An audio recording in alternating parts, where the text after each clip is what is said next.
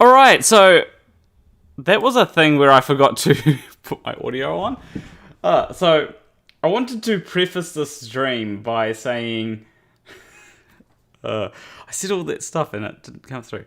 So I wanted to preface the stream because I know that YouTube has been cracking down on people for debunking COVID misinformation or COVID vaccine misinformation.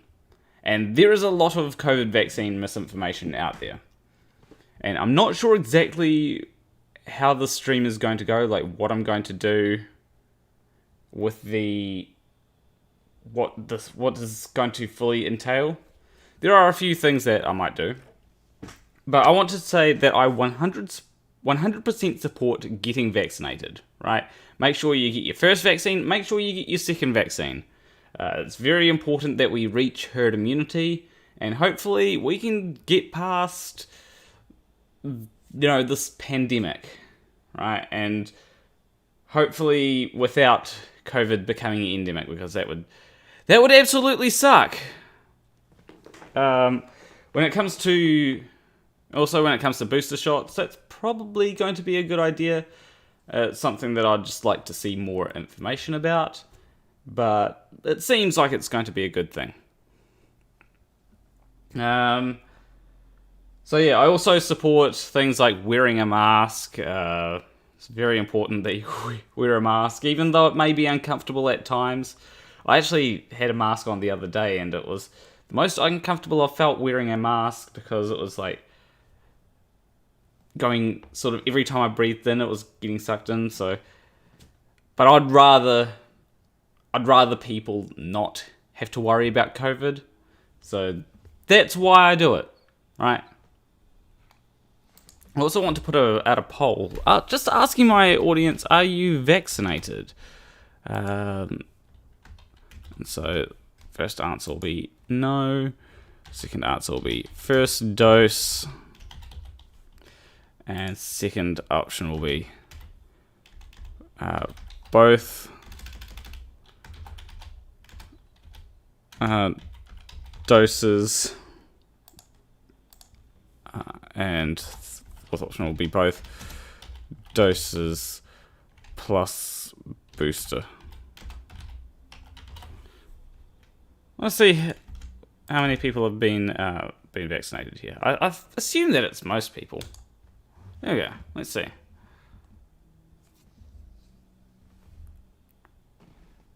Hopefully the poll comes up, and there we go. Alright, so why am I doing this stream? Well, so someone I know has had a video removed off of YouTube for violating, quote-unquote, violating YouTube's community guidelines. Right, let me switch over to show it. So, here we have this video that has been removed for violating YouTube's terms of service. And he's actually in a call with me right now, and he is currently muted. I don't know. That was to avoid any background noise or feedback. How's it going? I'm Sharpwing. I was the person who established the channel in question, and the first thing I want to do is outline intentions regarding the video. At no given point did we support or endorse any of the misinformation being spread about, so for context, for the Johnson & Johnson and Pfizer vaccines distributed in the United States. Now, I will admit most of the information being shared here will probably be American dominant. So for people that live in, say, Canada or Europe or New Zealand, like Planner here, some of this information will be relevant, and some of it will probably be absolute. I don't know. Do you guys say bollocks, or do you just say irrelevant? Yeah, we just tend to use irrelevant. Oh, apparently you've got low volume. Let me just see if I... Oh, that's... Actually, I don't know why you'd have low volume. Yeah, it's a primary thing that's been going on a lot with this mic, apparently. I've tried to adjust it. Let me go to properties to see if I can try and hold on, might be something that I can filters maybe. Oh, that will help. Maybe boost the desktop volume, I don't know. That should help. I've re-enabled compression, which should, because I don't know why compression wasn't on there. So that hopefully that I'll just have the filters up just in case I need to. All right, hopefully that. All right, let's. Is that better? I don't know if it's the issue of. They said low volume. So. Yeah, and if. So big thing there is probably a problem hearing me. Yeah. I've what I've done is I've added compression, which has also got an output gain of 7 decibels, so that should bring you up by a decent amount. Yeah, that should. Hopefully it does. I'll make sure to listen to myself back on the stream. Yeah. We'll see what people... Oh, yeah, that... To me, at least, that sounds a lot better. Okay, cool. Let's hope that people start saying in the chat, because for some reason, chat on my end isn't really showing up except for on the stream, but one person said mildly better. Okay, I'll turn you up by a few more decibels. Let's pump it up to 10 decibels. There we go. Hopefully that works. All right. So let's continue on with what you're saying. Okay. So as I'd previously said, a lot of the misinformation videos involved with Project Veritas that we went over were misinformation videos geared specifically towards the Pfizer and Johnson & Johnson vaccines. The more controversial ones amongst the various discussions going on about vaccines in the United States. Now, for people who don't know, there is rampant conspiracy about the vaccines going on in the United States right now. We just had an insurrection on January the 6th at the Capitol. So a lot of crazy stuff is going on over here in the U.S. So looking at that, at the time we were like 70% vaccinated in the United States, headed towards 80%. But the rate at which videos that were dissuading people from taking the vaccine at all was rampantly rising. And there were different ranges of people, from Project Veritas to Steven Crowder,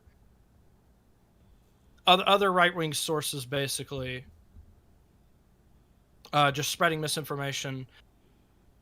Always geared at the Pfizer or Johnson & Johnson. They tend to avoid talking about the Moderna most of the time because there aren't that many negative or side effect-based reports released about Moderna, which in particular was the vaccine that my state, the state of Ohio, had purchased and distributed to the masses. Okay. So there's that. When we'd gone into the Project Veritas videos, what we found there was actually pretty disturbing, because we found... so the first video was probably the most infamous of the Project Veritas videos, which is the one where he's interviewing a nurse supposedly involved with... government programs for the vaccine initiative and researching COVID-19 and attending to patients at federal hospitals and stuff. There were several things that took place during this interview that I found very strange, and Helios and my friend Mindless Gonzo had both pointed out. These are people involved with my podcasting channel, the Sharpcast, where we found a medical report shown on the screen that showed, I think, about a 15-year-old, 16-year-old teenager had gone through cases of influenza, pneumonia, asthma. They were overweight. And in that same breath, we see the contrast of the nurse saying, you have this normal weight kid Never had anything wrong with his health. I had to do a double take when I heard that because we read the paper that Veritas threw up on the screen, which was the medical report involved. And yeah, it said he was overweight. His weight could be a serious factor. He'd had pneumonia in the past 2 months. He suffers with asthma. And, like, withholding those facts from people, because they're not going to pause to read the document. They're holding on to what James O'Keefe is saying. But when they read the document, they're going to find out, wait, this kid was exactly the kind of person that fits the profile of either the virus doing the most damage to or the vaccine having the most symptoms produced for. Yeah. Which in the United States is a minority. Because, again, at the time, we'd had like 70% of people in the entire nation vaccinated. It still wasn't enough for herd immunity, but it was a significant leap. Yeah. And one person just pointed out in chat that Veritas means truth in Latin, and it comes down to Simon Dan's truth paradox, where it's when someone has the word truth in their name, usually you're guaranteed to find anything but truth. Yeah, and there's like a history involved with Mr. O'Keefe as well. It's not just the vaccine. Oh yeah, I've heard about when he went into a certain organization and he made it look as though he'd be dressed a certain way. But if there was one clip where you could see the cuff of his wrist, and it turned out that he was just wearing like a business suit when he went in, or a suit or something when he went in. Planned Parenthood, he essentially tried to convince people he was a pimp. Essentially just... he had sex with a minor, apparently, was the profile going on here. And he wanted the minor to get an abortion. The portion that was withheld is the fact that, yeah, the staff members like placating him, talking to him, being casual to keep him there. Yeah. They filed a police report the second they suspected an adult had had sex with a minor. James withheld that very important detail. Yeah. One of the things that I just, that someone said is about the vaccination rate in France. And although I'm not sure because I just Googled it and it said that it's 66.7% fully vaccinated. Yeah. That's kind of a thing where another complaint about misinformation in the United States is we're getting information from all kinds of different sources that are giving contradictory statements. Yeah. Even at times, the CDC isn't lining up with what the FDA is saying. It's like, right now we have some inconsistency with the government agencies in the United States. But from what I understood, we were at an upwards of up to 80% of people vaccinated now, and the numbers aren't updating to show that. I don't know how true that is, and it's very difficult to verify that information, especially when you don't know what source this information potentially came from. So you have to say it with a grain of salt. Yeah. And I do think that the CDC and FDA and all that should be way more consistent because, that adds fuel to the fire, and that's not what we want. It's... I want people to be vaccinated. I want people to be able to get the right information. I want, Yeah, what we have in the United States is very unique. The best option for you, if you're in the United States to learn about the vaccine, is to probably just ask your own local doctor about it. That was something we've actively encouraged our audience to do because even at times we'd noticed contradictions between what Anthony Fauci had said and what the CDC had said. And the biggest crime of them all was when the virus was starting out initially. This is something Republicans will keep pointing back to, and particularly Trump-supporting moderates as well, is they will point out how Anthony Fauci had outright told the public, no, we don't need masks. You don't need to mask up. You don't need to do any of that. You don't need to insanely and obscenely disinfect. disinfect. Around that same time was when we'd had a run on toilet paper. So the fundamental theory was that the CDC and Anthony Fauci, as well as the WHO at the time, because we hadn't yet pulled out of the WHO, had all established, right, if we tell people that they need masks right now, after seeing what happened with the toilet paper, there's probably going to be a run on masks. Yeah. That's the theory. That's the theory going around as to why Anthony Fauci did not immediately say we all need to wear masks. Medical staff needed the masks first. Absolutely. Still a bad thing to do in this day and age, because when people find out you lied to them, they're least likely to trust you afterwards. Well, the way that I see it is that there was a lot of like people saying, like, I don't know why, but this whole this whole COVID thing got really politicized, like, straight out the gate. I remember just being in social groups with my friend. We were playing fucking Halo. And my friend, who was like, had just been discharged from the Air Force, is like, I can't believe we're politicizing fucking vaccines now. And I'm just like sitting there thinking, are we? And then I start to realize, yeah, we are. Because there's like this Fire Fauci initiative and shit going on. There's these people saying the vaccine don't even work and the Democrats want to poison you and shit like that. There's outright crazy things being said that even the staunchest of Republicans couldn't agree with, like people saying government's putting microchips in your skin. Yeah. It's like, and also the insane things about like wearing masks, that masks is some kind of nefarious plot, and it's like, how does wearing a piece of cloth over your face, how's that some kind of nefarious plot to control everyone? Like, it doesn't make any sense. Well, it's very simple. There's apparently a microchip, so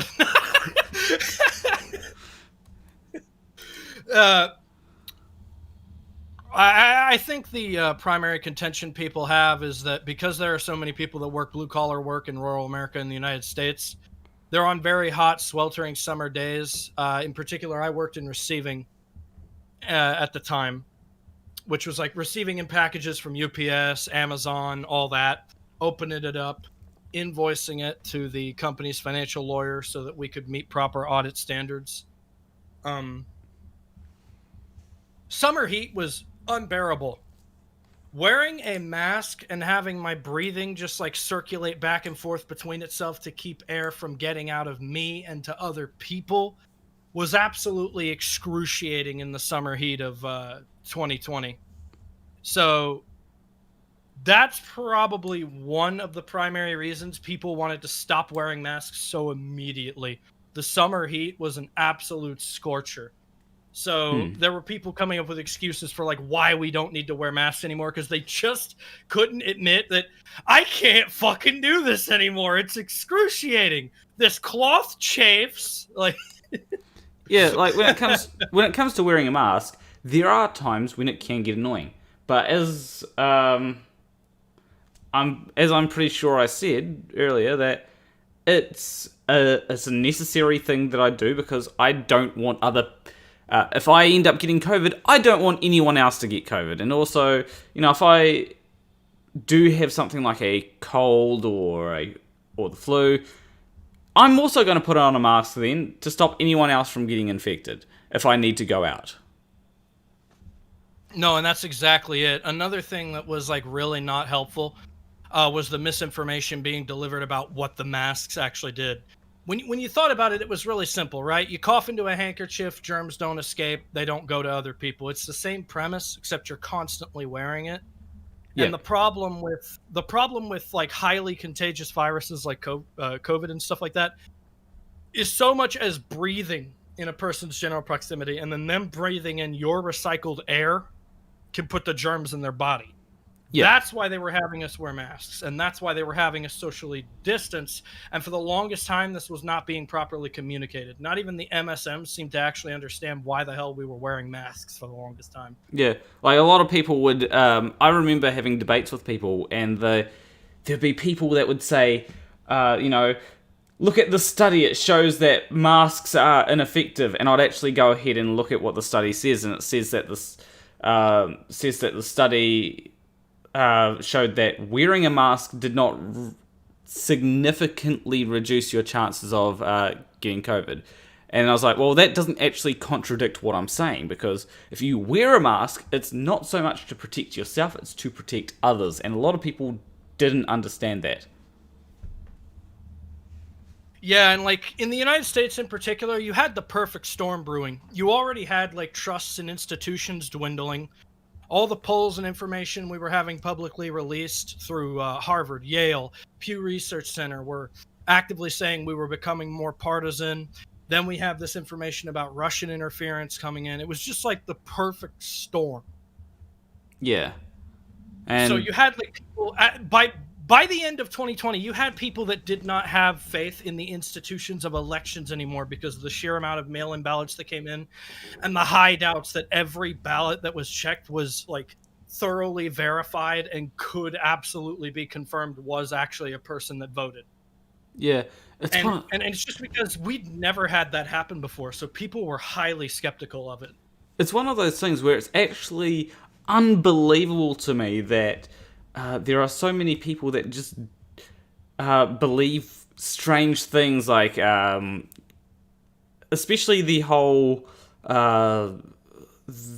US election stuff. It's so bizarre to me that it seems like it is becoming that whenever a Republican loses an election, people are just like, the election was rigged. And it's like, how do you believe that? What even...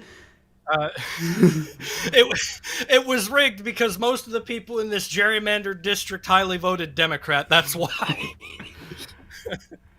Yeah. Just a sec. All right. Whilst you're doing that, I will read out the super chat, which says, My neighbour left her job in healthcare because she won't take the vaccine. She now works in a restaurant. Yeah. Sorry about that, Miles. Just running some errands. All right. Yes. So someone just sent Second best Bob for £5 said, my neighbour left her job in healthcare because she won't take the vaccine. She now works in a restaurant. Yeah, I'm not sure that that's a better thing, to be honest. I don't doubt that, actually, because we had a lot of healthcare workers here in Ohio, about like 62 different cases of women and nurses that absolutely did not trust the Pfizer or Johnson & Johnson. We were trying to tell them, hey, Mike DeWine approved the Moderna. You could take the Moderna instead. And like, there is not much misinformation going around about the Moderna, but nobody talks about the Moderna. So the way the conversation's being had, it's like we only have 2 options of vaccines, even though we have 3. Isn't there like... Wait, is AstraZeneca still being used in America, or...? I don't... That's a good question, because we don't often hear conversations about that. See, like when we were addressing things like the misinformation being spread, we were specifically zeroing in on the vaccines that were having the most misinformation spread about them. It doesn't help that we actually had a friend on our staff that took the Johnson & Johnson and immediately started having chest pains and heart palpitations as they took it. And even they started to blame the Johnson & Johnson vaccine on the reason their heart started to fail. Bear in mind, this man was only in his like mid-20s when he took it. So we had like a really hard time building a case, because how do you tell a person, hey, you didn't have a heart attack because of the vaccine? Yeah, I do remember like this thing where someone had gotten a vaccine and they had like something go wrong, and I can't remember exactly what it was, but what they had done is they had gotten the vaccine, they had later done some exercise, right, and people were claiming that the vaccine caused whatever went wrong, whereas people were saying, you know what tends to happen after the strenuous exercise? This.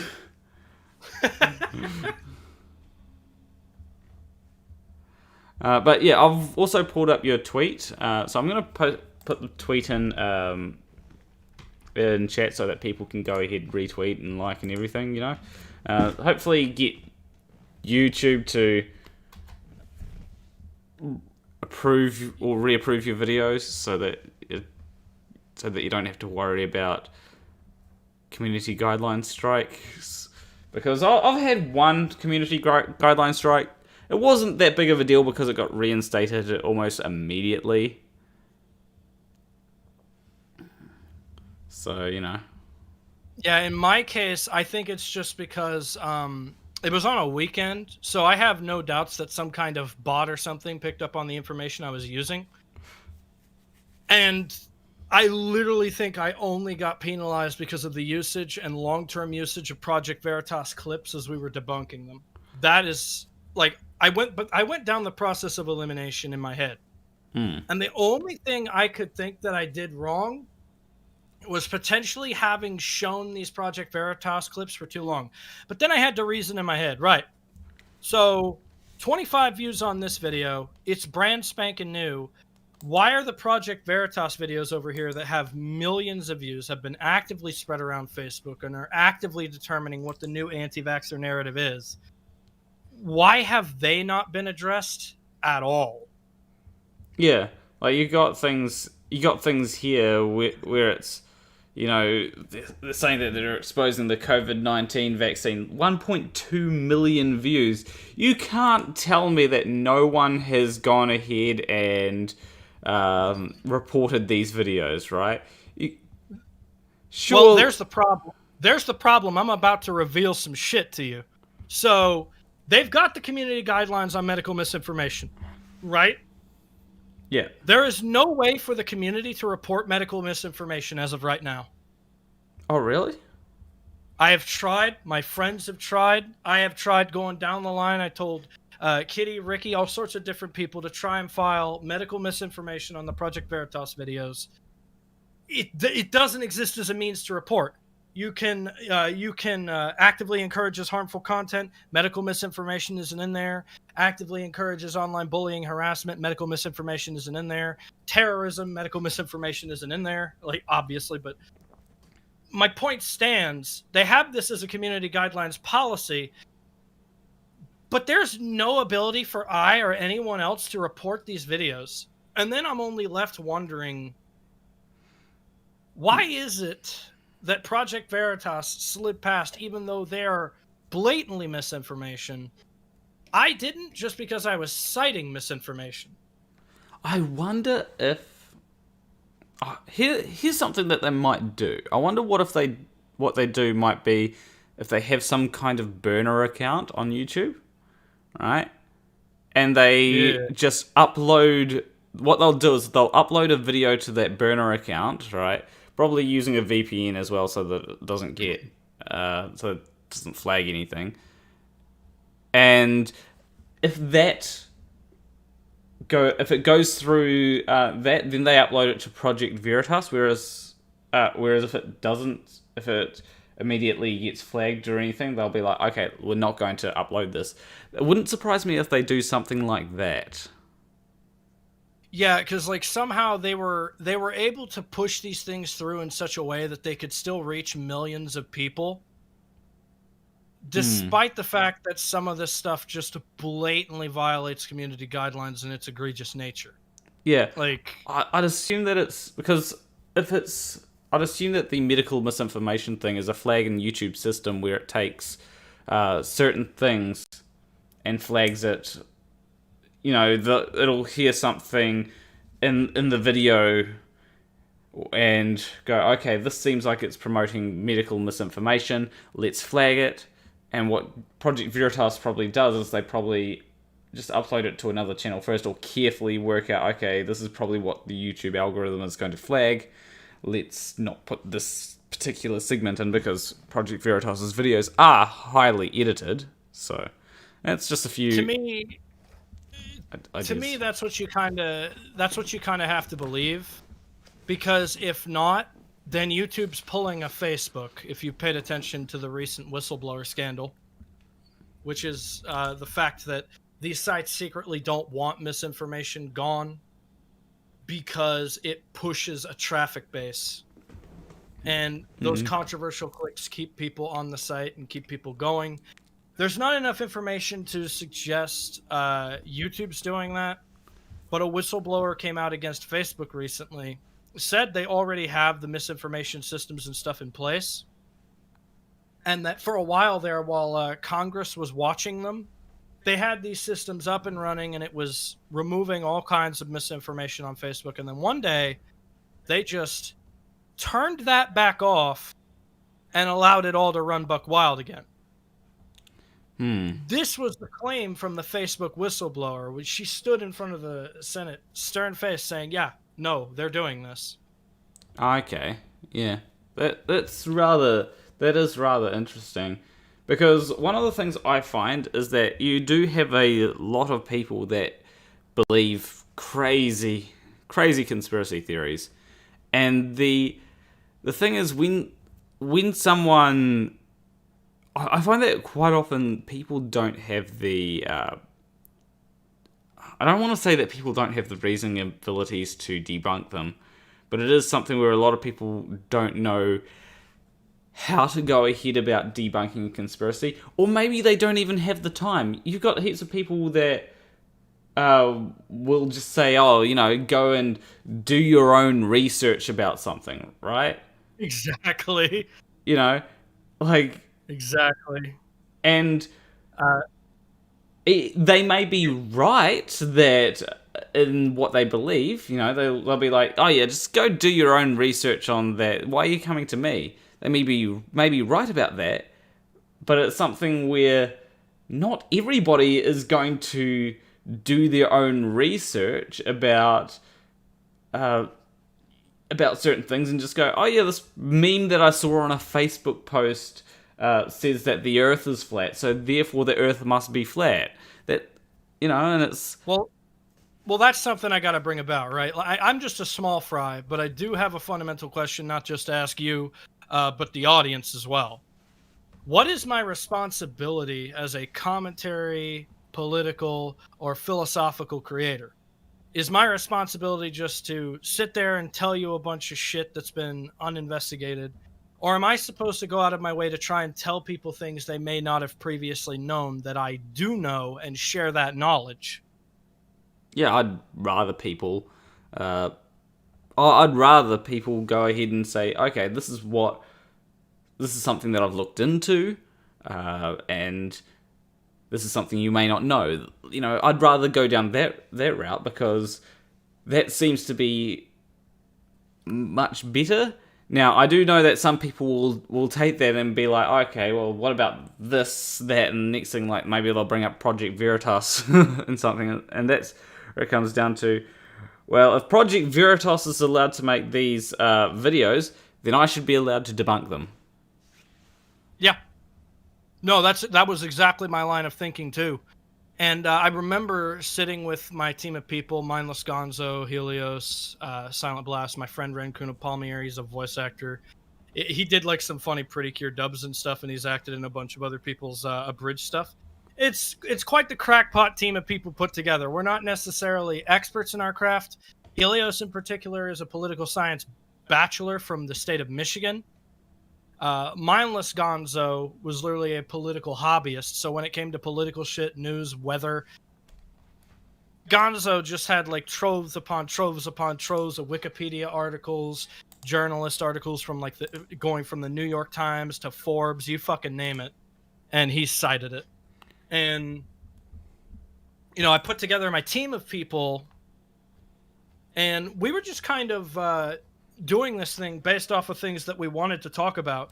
Helios was extremely obsessed with being a thorn in the Republican Party's side because he used to be a Republican. Okay. And he believes the Republican Party strayed a lot from fiscal conservatism. Oh, yeah. So he winds up siding with the neo-lib because the neo-lib, hey, I agree with that. And you know, I'm a dirty neo-lib. I don't find myself to be like a socialist or a progressive tanky, but yeah, I'm one of these people where when it comes to my political beliefs, I'm I wouldn't say that I'm neoliberal. I'd say that I'm more SOCDEM, closer aligned to SOCDEM, probably. Yeah, SOCDEM's all right. Yeah, because it's one of them things where I do have some very, very socialist leanings, like when it comes to, in particular, ideas of worker co-ops. I think that worker co-ops are good. Yeah. I also think that I also think that, you know, things like UBI would probably be good, but I'm not sure if we're quite ready for UBI yet. I think it's one thing I when know. automation comes So in a bit more, then we will eventually need it. I do have something yummy to actually share with you and the audience, which is the fact that we have actually discussed UBI before. In particular, Helios, as the old fiscal conservative he was, actually agreed with UBI for one fundamental reason, and that's the fact that by the time we hit like 2030 or so, we'll probably be seeing a lot more technological automating away of certain jobs and things like that. And if too many jobs start to go the way of the dinosaur via automation, just because it's probably cheaper to get an automated machine to do a person's job, because, hey, what do you pay a machine? Machines aren't people. Machines don't need the same rights or workers' ethics as people do. Yeah. So there's like a real conversation going on there with the question of the fact that, hey, automation may not be in its current state to automate away most jobs, but we're seeing progress being made in that field. And Helios's ultimate question was like, well, maybe if we explored the concept of UBI and paid people a base tax or income based off of a robot that maybe they invest in, or we just give people a basic income to, like, I don't know, go to school, research science, engineer these machines and stuff like that. Because you can't have billions of people displaced without some kind of contingency plan, without there being some kind of political uprising or huge controversy involved with it. Yeah.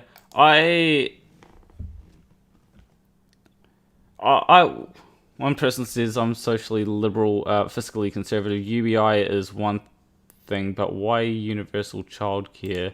I'm not sure what. I'm not. Universal child care. I think universal childcare is probably a good thing. I mean, if we don't want children to grow up starving, right? And it's one of them things where poor people are like. Here's the thing: poor people are a lot more likely to have either unplanned children or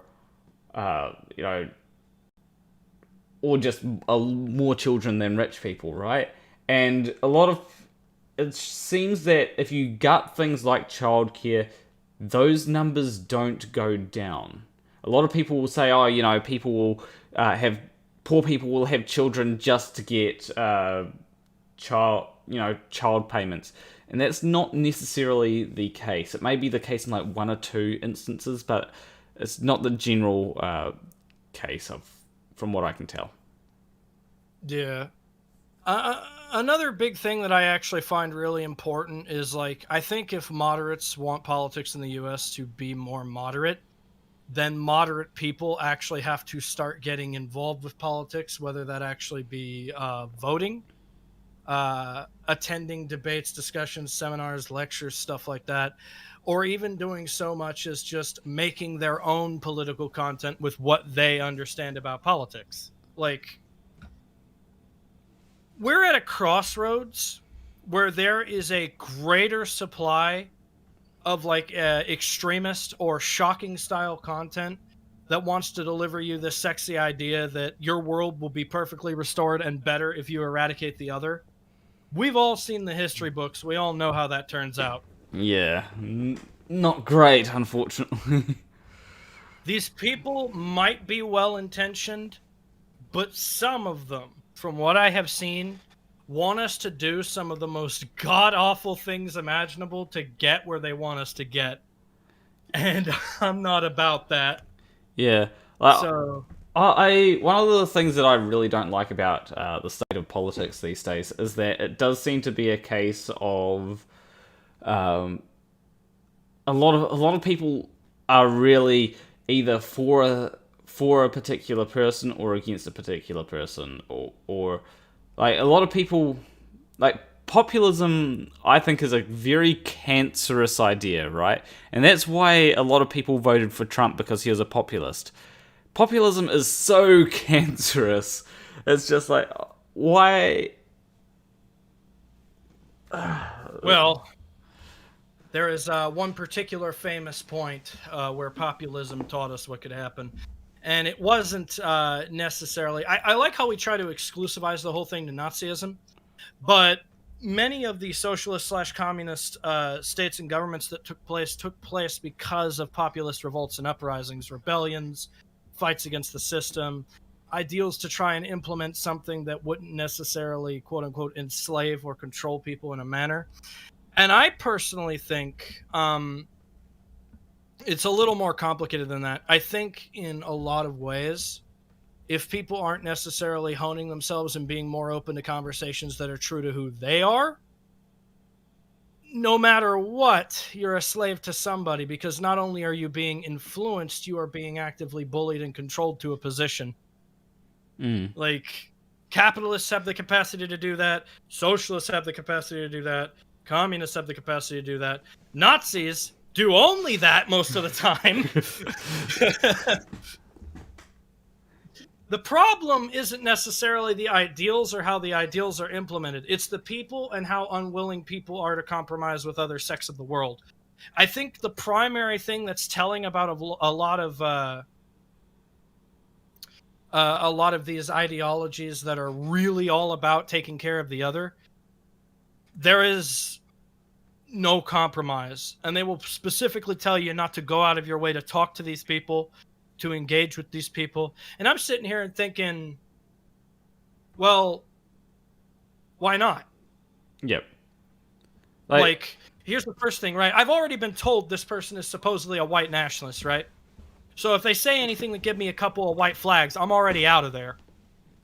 But if they don't, I'm going to wonder what's going on. And then when I start to realize that, not every single person somebody's called a white nationalist or a communist is actually that.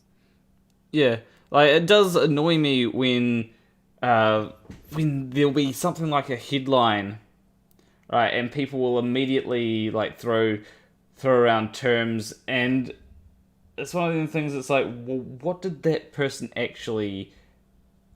actually do? Now, there may be some times where someone is clearly in the wrong, right? Yeah. But nuance isn't a big thing these days. And it's one of the things that really does annoy me, because sometimes you do need a bit of nuance.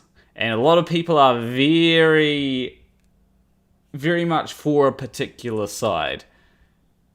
So if I want to say something like, I'm just trying to give an example. Yeah, like, you got people like, I don't know, Trump, or Trump supporters, right? He'll be very much for their person Trump, and there are a lot of people that will criticize Trump. Sometimes they'll criticize him unfairly, and when people criticize him unfairly, it then comes down to a lot of people going, you criticized him unfairly, and, like, launching this huge defense of Trump, which is like, well, actually, some of those things you mentioned there can be, like, they're pretty bad, right? Like, for example, Trump and his whole injecting bleach thing, right? Now, That was nutty. That was nutty as shit. now people Can we will try injecting bleach? now people will defend Trump on that, right? Saying, he wasn't actually meaning that you should inject bleach. What he was saying is we should inject something like bleach. And it's like, that what? Like, that's still pretty bad. It's like, and it does lead people to actually inject bleach. And it's like... Yeah, or hydroxychloroquine, where it's not really an easy-to-access drug outside of fish tank cleaner, so one guy actually drank fish tank cleaner. Jesus. What? That was something that I hadn't heard about. Well, yeah, in particular, hydroxychloroquine and ivermectin are actually drugs that are being experimented with in medical science beyond the scope of how we actually view them, which we're being told, oh, hey, it's only fish tank cleaner, or it's only horse paste. No, it's an experimental drug, and they're looking into it. What you need to say is, hey, we don't know anything about this. There are studies and shit going on, but that doesn't prove anything. There are no breakthroughs. There are no discoveries about this drug, just currently trial stages. Yeah. Well, you've also got, you also have people that will just latch onto something, right? So you'll have someone will latch onto something like hydroxychloroquine or ivermectin or something, right? And then immediately they'll be saying, oh yeah, this is good. So you've got people that are like, okay, let's like do the obligatory studies, come on, let's get this done. And so they do the studies. Now, thing is, you have heaps of people doing studies here. And and a lot of those studies are non-peer reviewed, and they're already being authorized by the public to be shared around. Yeah, so that's one big thing. You got preprints, right? Which is one thing, and that's when people basically, before it's peer reviewed, they put the thing up. Like, I was watching something the other day, right? And it was something on... it was something to do with vaccine. The vaccine may cause this particular thing. And I was watching it, and right at the last second of the video, it says, the paper is yet to be peer reviewed. I'm like, well, that might have been a good thing to, open with. You could have... Well, and here's the thing, too, right? Even though people don't go down a particular field of study, they can write about things that aren't down their particular field of study if they do enough adequate research with a partner that is licensed for that field of study. They can. Yeah. There are psychologists that have co-written for studies about pharmaceutical drugs, for example. How much do psychologists know about pharmaceuticals? About the minimum, right? Drugs that do work, drugs that don't work, but they probably don't know the base makeup or components inside of a drug, whereas a pharmaceutical manufacturer would. Yeah. And there are always like these partnered or joined studies where people who had no involvement with a particular field whatsoever still contributed to particular portions of the study because of a field of study that the other writer was lacking in. In fact, the biggest thing about academic institutions and why we've encouraged people to believe in them or at least partake in them to some degree is because they're highly collaborative. Yeah. And we're talking about, like, when we're talking about, right, the medical community or the international academic institutions, we're not just talking about scientists in the United States writing studies. We're talking about scientists getting with professors in Wuhan. We're talking about scientists getting with people in Norway, Finland, Sweden, and running these, like, longitudinal studies. Some of these studies took a long-ass time to write. Yeah. But... and the biggest issue, this is why we usually have like a council of peers or like a group of people assigned that will review the study, its legitimacy. And they do a lot of what people do on Wikipedia, right? Like the source isn't strong enough or citation needed, more context necessary. They do the same thing with academic studies. And that's why peer review is important. Yeah. And like when it comes to these studies, like especially when it came to like hydroxychloroquine was a good example. Like everybody in their grandma was doing a study on hydroxychloroquine to see whether it helped with COVID-19. Now, what you have when it comes to any good study is you've got a p-value, and the p-value is what lets you know whether the results you get are likely due to chance or an indication that something is happening. Something is being affected. So for hydroxychloroquine, I think you had some studies which had a p-value that's in an acceptable range. But the majority of studies had a p-value which showed that any positive effect was basically due to chance. Now, what you have there is you have a few studies, because if I do 1,000 studies, right, it raises the chance that you get a statistically significant p-value, which essentially makes the p-value worth less than what it normally is. If you've got 1,000 studies going on, if you got like one study which is statistically significant out of 1,000, well, then it becomes so much less like the statistical significance of that just significantly gets reduced. It's like, and people don't realize that. They see that there is one study which supports what they say, and that's it. You only need to listen to that one study. However, never mind the thousands of other studies which show, oh yeah, we just get no statistical significance.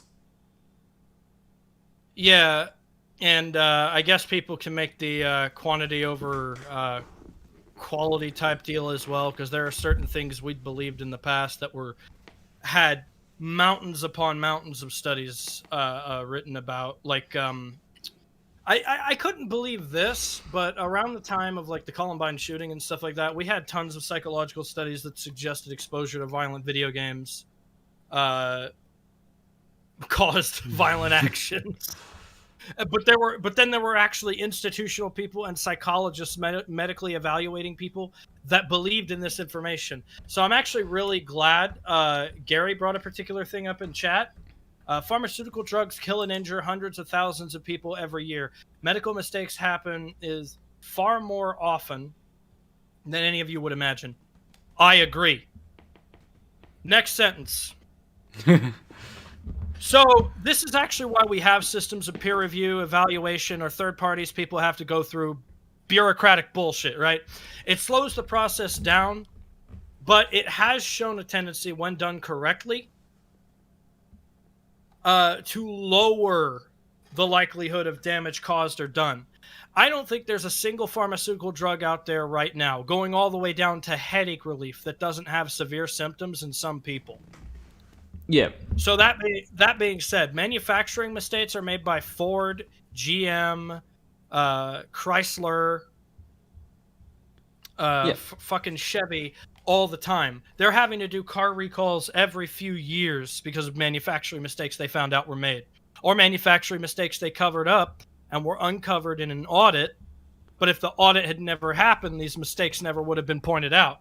So the problem is, we do misinform people, but it would be scary to tell people that they live in a society where 3/4 of things they interact with are probably poorly made and could break at any given point. But we have systems to ensure that happens way less than often, but could still happen, and we don't know. There are probably so many broken cars out there being driven around that could combust randomly, and we wouldn't know it until it happens. Yeah, like there are. If you told people that, they go riot. Like they would hate that. And also, when it comes to let's take for example like medical things, like what Gary was talking about. So when it comes to medical, like medical malpractice or drugs causing a unintended effect, the issue that you have there is a lot of people see that thing that goes wrong, right? And they immediately go, aha, that's bad for you. And it's like, well, no. Like, a lot of people, like, chemotherapy is a huge example of this, right? Like, chemotherapy, from what I can tell, is horrible, and you don't want to have to go through it. However, the likelihood of survival is significantly increased if you go through chemotherapy than if you were to just,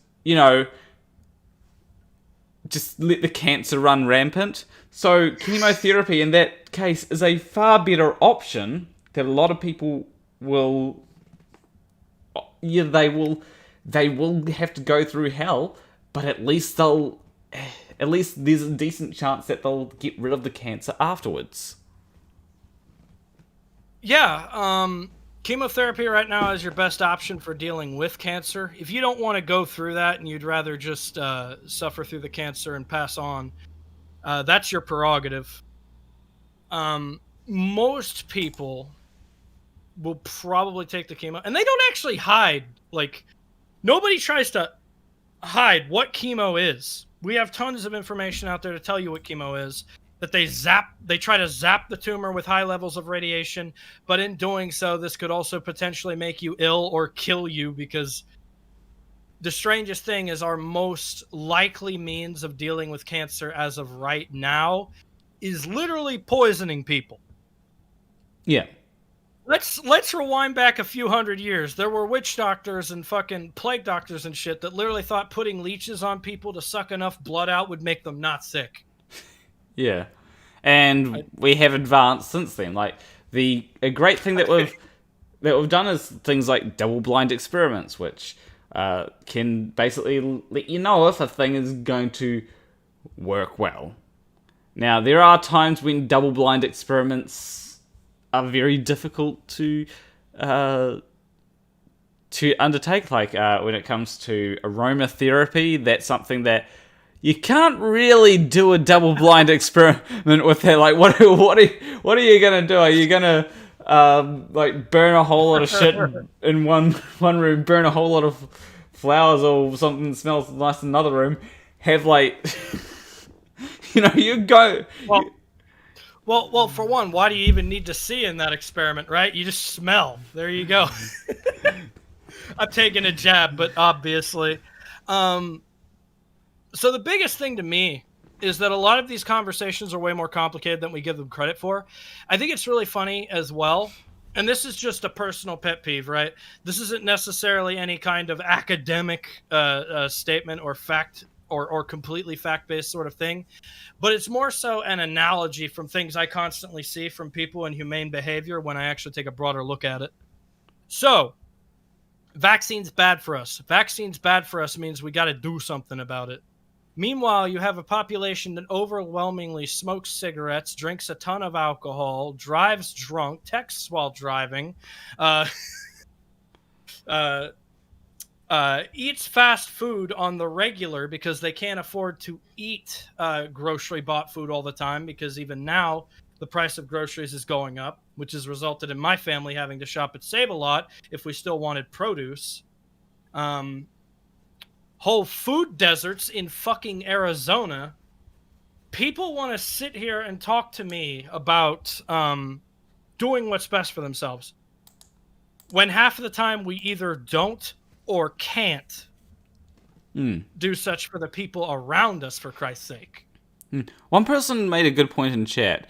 The biggest problem of hoax conspiracies is that they are designed to cover up the real conspiracies, like the deals companies make to make their products obsolete after a year or two. Yeah, that is true. Like, you do... Planned obsolescence is very real. Yeah, you do have, like, conspiracy theories that they may sound, like...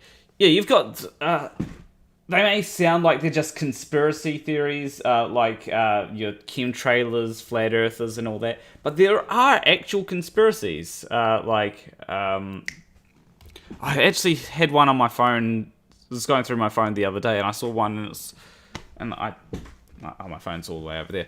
But it said things like, it had like 4 different tiers, right? And on the bottom tier, it had things like MK Ultra, COINTELPRO, the things that actually happened, right?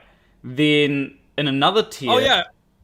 MK Ultra happened. I followed the shit with MK Ultra, right? So there was tons of unethical things that took place with the state. But the one thing that blew my mind about MK Ultra was the fact that they were trying to do one of two things. One, they wanted to create proper mind control torture methods to get information elicited out of people with like truth serum and shit like that. And they also wanted they also thought they could use LSD to mind control people, which is where the Polybius theory came from. Was that they were using like certain light frequencies and stuff like that to hypnotize people. When I looked into it as well, though, there's a second portion people tend to overlook.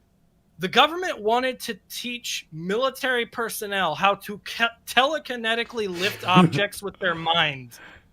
Yeah. They wanted psychic super soldiers and mind control technology. Yeah. The government can do a stupid too. They are also people. Yeah. Do you really like? It baffles me to think. Like, do you really think that the government is powerful enough to be able to cover up the shape of the Earth when these were the same people that were trying to create like telekinetic super soldiers? These were the same people that failed to cover up racial segregation when it became a serious issue in the United States. These were the same people that failed to cover up the nature of the Klan, which federal agencies like the FBI and internal agencies like the Department of Homeland Security tried to do. This is the same agency that failed to cover up what actually happened at Columbine. This is the same agency that that failed to cover up Trump's countless conspiracies. Yeah, but like Scandal. Going back to like the whole thing, like so yeah, you had the MK Ultra stuff, COINTELPRO. There was a few others. Then the next level was we have questions, and it's okay to have questions. Particularly, there was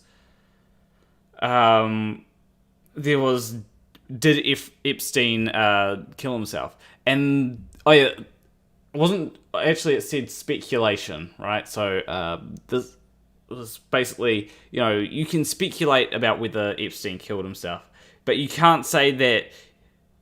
You can't definitely say that no, he didn't, right? Now, it is possible that he didn't, but at the same time, it's one of the things where I'm not going to say either way whether he did or didn't. If you know what I mean? The scariest thing about conspiracies is if people can produce a viable climate for the idea, it becomes impossible to disprove. You can say, well, there's no proof for this, but in the same breath, there is no disproof of this. Yeah. That's the scariest thing about conspiracies. Now, the problem is the same thing we come about with, like, cults, right? Is like, well, you can't prove that your God exists. And then the cult says, well, you can't disprove that our God exists, therefore he does. Wait, what? Yeah. It's like, no, we're at a state where we can only try to push to the public that which we can verify. The problem is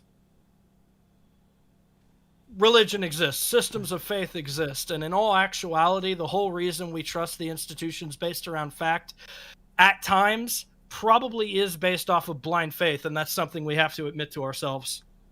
And then there was another one. Then the next level was something like actually harmful conspiracies. I can't remember the exact ones that are on that, but there's probably something like 9/11 and Oh yes, the 9/11 conspiracies. And probably something like anti-vaxxers. I can't remember the exact ones that were on that. But then the next level was get help. And that was basically flat Earth, chemtrails. Antifa did the January 6th stuff. All that stuff. And that was, you need to get help at that point if you're... I can't remember, like, the exact ones that were in the one before that, though. I like the big irony that all this crazy shit wound up happening because around 2016, as it were, building up to that election, people had seriously lost faith in the major United States institutions, which is what caused the wave of populism we had. Yeah. Like, nobody had faith in anything. Not anything academia was publishing because of all the fake video game and media studies that were brought out.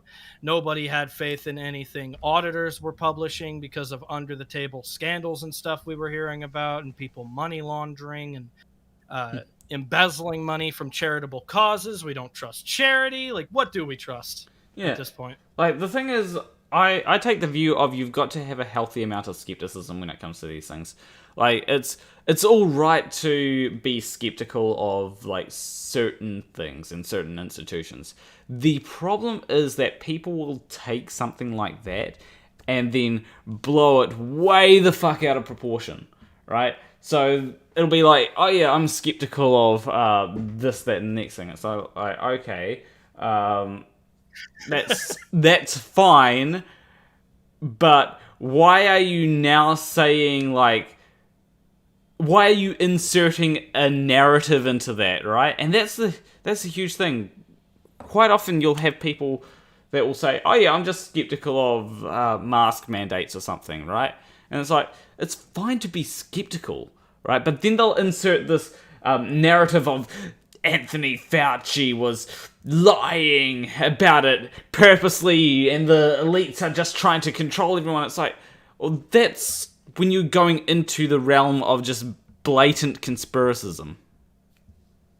Yeah, that's actually where because I've had so many different conversations with people. When I particularly came out about the Project Veritas video, there was also a video on Mindless Gonzo's channel where I gave a long-winded speech about all that crap. And immediately, as I said that my terms were like simple, what I want is either to have my video reinstated or the Project Veritas videos to be taken down. And if they are, I'll take my warning on the cheek, because this is just the way the policy is going to work going forward. Don't debunk it. Don't talk about it, because it's all getting removed. If that's the example they wanted to set, yeah, fine. Now, I actually do disagree with that. Yeah. Right? Because, as I said earlier, like, you might have someone on Facebook that sends you, like, some BitChute video or some stupid shit like that. Now, the problem that you run into is, as I said earlier, it's not exactly easy to debunk all these different things, right? Yep. Like, a lot of people just don't really understand how to debunk something. Like, if I make a claim, then, you know, it's easy to make a claim. It takes a lot of work to be able to debunk it, right?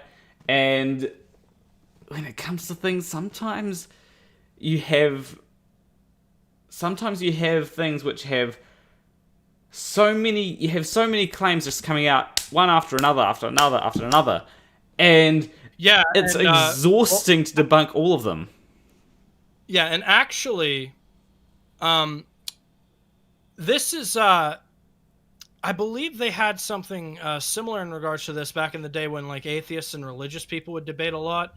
It was called gish galloping. They'd hit you with, like, point after point after point after point after point, and you couldn't even respond to the initial point because they'd essentially bombarded you with so much that they overloaded your fucking brain.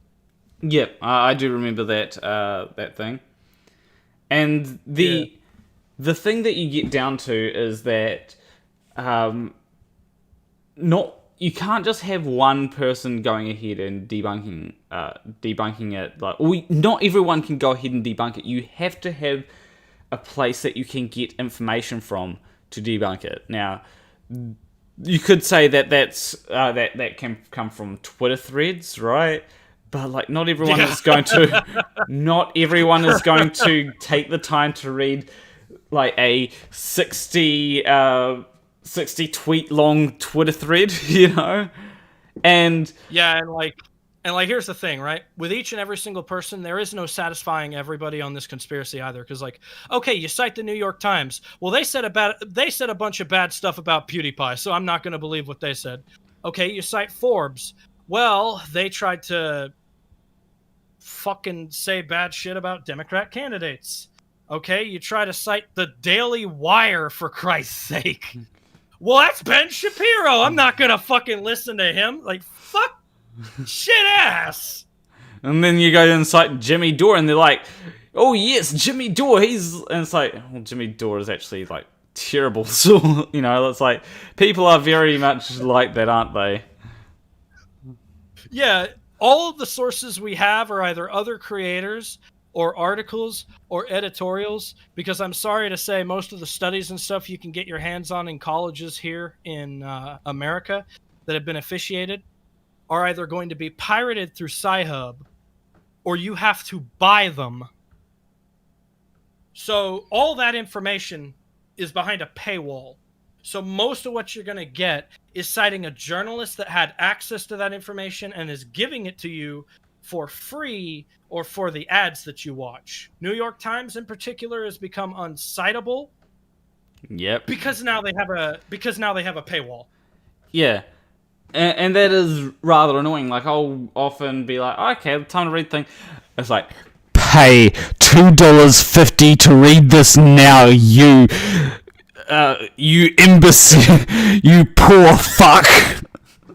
Subscribe to me. Be a loyal patron. I'm just sitting here thinking, I just want one article. I am not your loyal reader base. Yeah, like, just because this is the third article I've read from you in like a month, I don't have the money to pay for this shit. And then, the worst thing in the world though is the second you start citing journalists online, which these publications have been accredited for like years. Decades and decades and generations before ours, these publications have been accredited. Pulitzers, National Peace Prizes, Nobel Peace Prizes, shit like that. Like, these people have cred behind them. Yeah. But nuh-uh, because they said bad shit about my culture. And then also, nuh-uh, because they often appeal to the government institutions, and that just means the government institutions have you by the balls, and you'll believe everything the government says. Like, yeah. Never mind the times that these journals have actually been skeptical of the government institutions. Yeah. When it comes to like these... Yeah. When it comes to these things, it's not necessarily just about that. Like, so, for example, I've had people try and come on and say, they'll send me like links to all their sources that say things, right? And it's, I've had someone try to tell me that the vaccine does in fact make people magnetic because of all these different things that I go through and actually read them. And I'm like, do you really think that they're... So, like, there's this thing that can make cells, like, have a certain magnetism. It's like, so do you really think that the vaccine is, like, injecting something into cells that makes them produce, like, a certain protein that makes the cells capable of having... like magnetic particles in them, and no and no, these cells that they have made magnetic, they actually had to put the magnets, like they actually had to like take the magnets, put them inside the cell, like cut the cells open, put them inside, put the cells back together, or something like that. Do you think the vaccine is really doing all that? No, I'm Magneto, bitch. Feel my Jewish magnet power. It's like...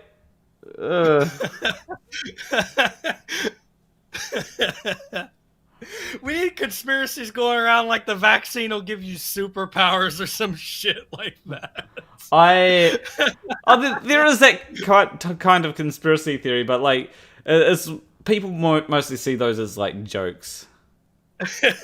I know. It's like, oh, that's what I hate though, right? Something that sounds stupid to one person sounds legitimate to another. Yeah. So the hardest thing in the world is when you're done having your laugh, you have to address this bullshit as though it's serious. And then I'm sitting there thinking, right. So when I make this point, I am taking several bullets in the chest. One, I look like an absolute tool for taking this nonsense seriously from my own camp. Two, I look like an absolute tool for just laughing at whatever people say to me, even though it sounds ridiculous. Three, no doubt at some point I'm getting doxxed and swatted. There's no question about it. Like, second best Bob here says, my neighbor honestly said the vaccine made his 82-year-old day, I think he might mean son or something, magnetic. His 82-year-old dad? Oh, dad, yeah. Yeah. Yeah, and it's like... Well, you know, he's Magneto now, man. You know how it is. He's going to lead the revolt of the mutants against the normie population. Yeah, it's one of them. It's one of them things where when it comes to these things, it's also nobody reads the sources that they cite as well. Nobody reads them, because if they were to, well, it's not just that they don't read them. If they do read them, they don't actually understand what is really being said. Like, I've had people try and tell me that that vaccinated people are just as infectious as unvaccinated people when it comes to COVID. Now, do you know what is wrong with that statement? Well, for one, what I understand is vaccinated people, while they can still be COVID carriers, is they don't emit strong symptoms and they don't actually come down with the harshest form of COVID-19. Where I am not as strongly informed is the fundamental difference between the vaccinated and the unvaccinated when it comes to R0 or spread rate. So yeah, when it comes to this citation that they often give, it will say that that vaccinated people that get COVID are just as infectious as unvaccinated people that get COVID, right? And that may seem like it's saying that, like, on the face of it, it seems like that's saying that unvaccinated people are just as infectious as vaccinated people. But there is a very, very important thing that you need to note. Generally, these things are talking about breakthrough cases, not if you come into contact and your body gets like the tiny bit of COVID that you're suddenly just as infectious. No, it's talking about breakthrough cases. Cases where you are vaccinated, but yet your body still gets COVID, or you still get COVID. And that's for example, the Delta variant. Like, for many people, even if you've had the 2 shots, they still say there's a possibility you can get the Delta variant without the booster shot. Oh, jeez, I just saw the, most brain-dead shit in chat from Gary Windbanger. He says, I love Project Veritas. He's the best investigated reporter going right now. No!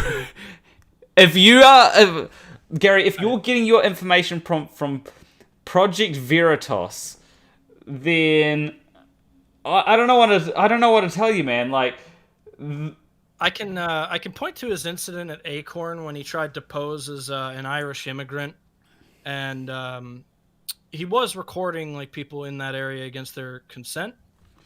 And this person was trying to sit here straight-faced, listening to his grievances or concerns with Lucky Charms being an offensive Irish stereotype. First off, the offended Irish person wasn't real. It was James O'Keefe and his buddies filming this person at Acorn. And, you know, the person's just trying to do their job, which is address grievances to try and make the environment more comfortable for people. But and here's the thing, here's the trick, right? So if this lady doesn't take the claim of the Lucky Charms seriously, then she's not hearing every single voice. If she does, she's a laughingstock. There is no winning in that situation. They've produced a question that establishes a negative regardless of how it's reacted to. That is not what journalists are supposed to do. And in fact, I've gotten on the case of people from like The Verge or BuzzFeed before when they try to do that. It's called begging the question. Yeah. Yeah, like, well, if there is no answer I can give that doesn't make me look like a puppy-kicking asshole... Yeah, no, they didn't. Right, so... I am actually a little bit... Peter Bill just put from The Guardian, James O'Keefe agrees to pay $100,000 settlement to fired Acorn employee. Yeah.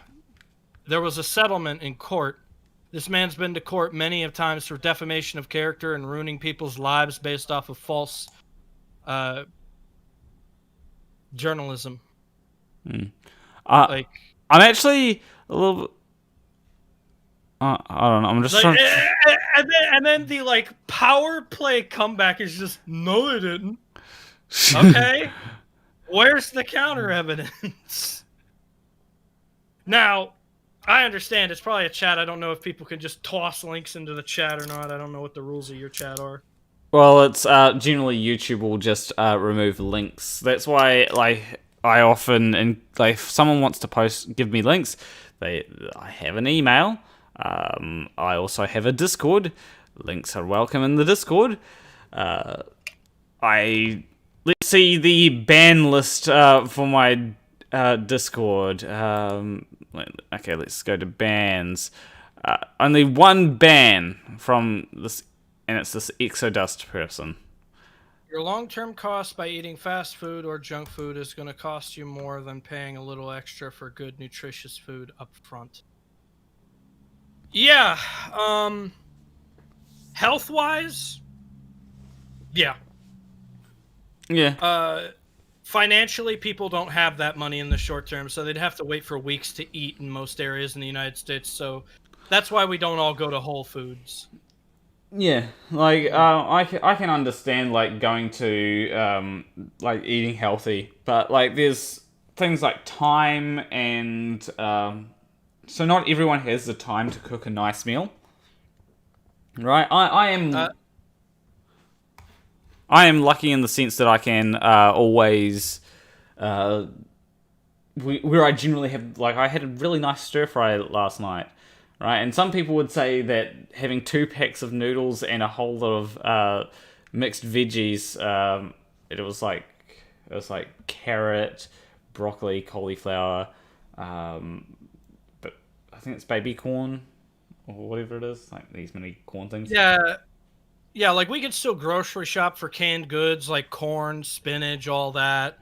And there's a lot of people like trying to tell us, oh, GMOs are bad or steroids in the cows and stuff like that are bad.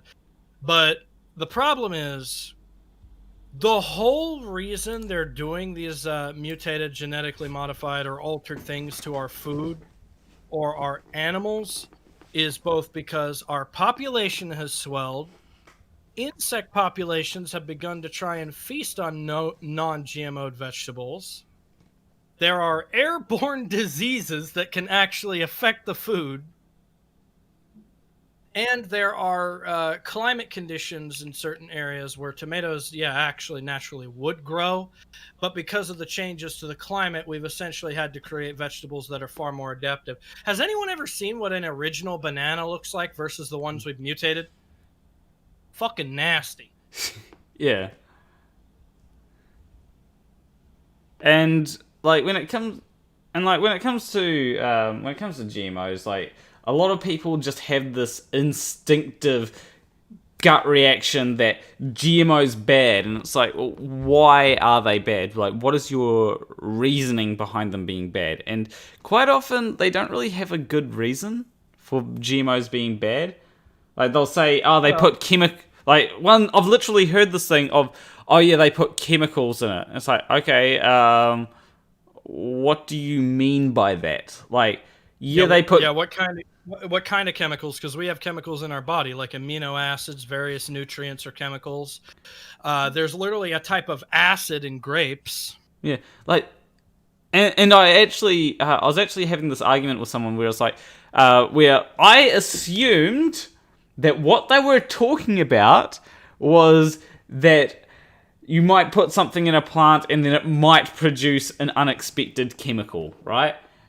No, that's not what they were talking about. They were talking about putting chemicals into like the seed. And I'm like, hold on, wait, no, that doesn't make any sense, because the chemical that you put into the seed isn't going to be present in the plant that's growing from the seed. Like, especially not any fruit that you get from it. Like,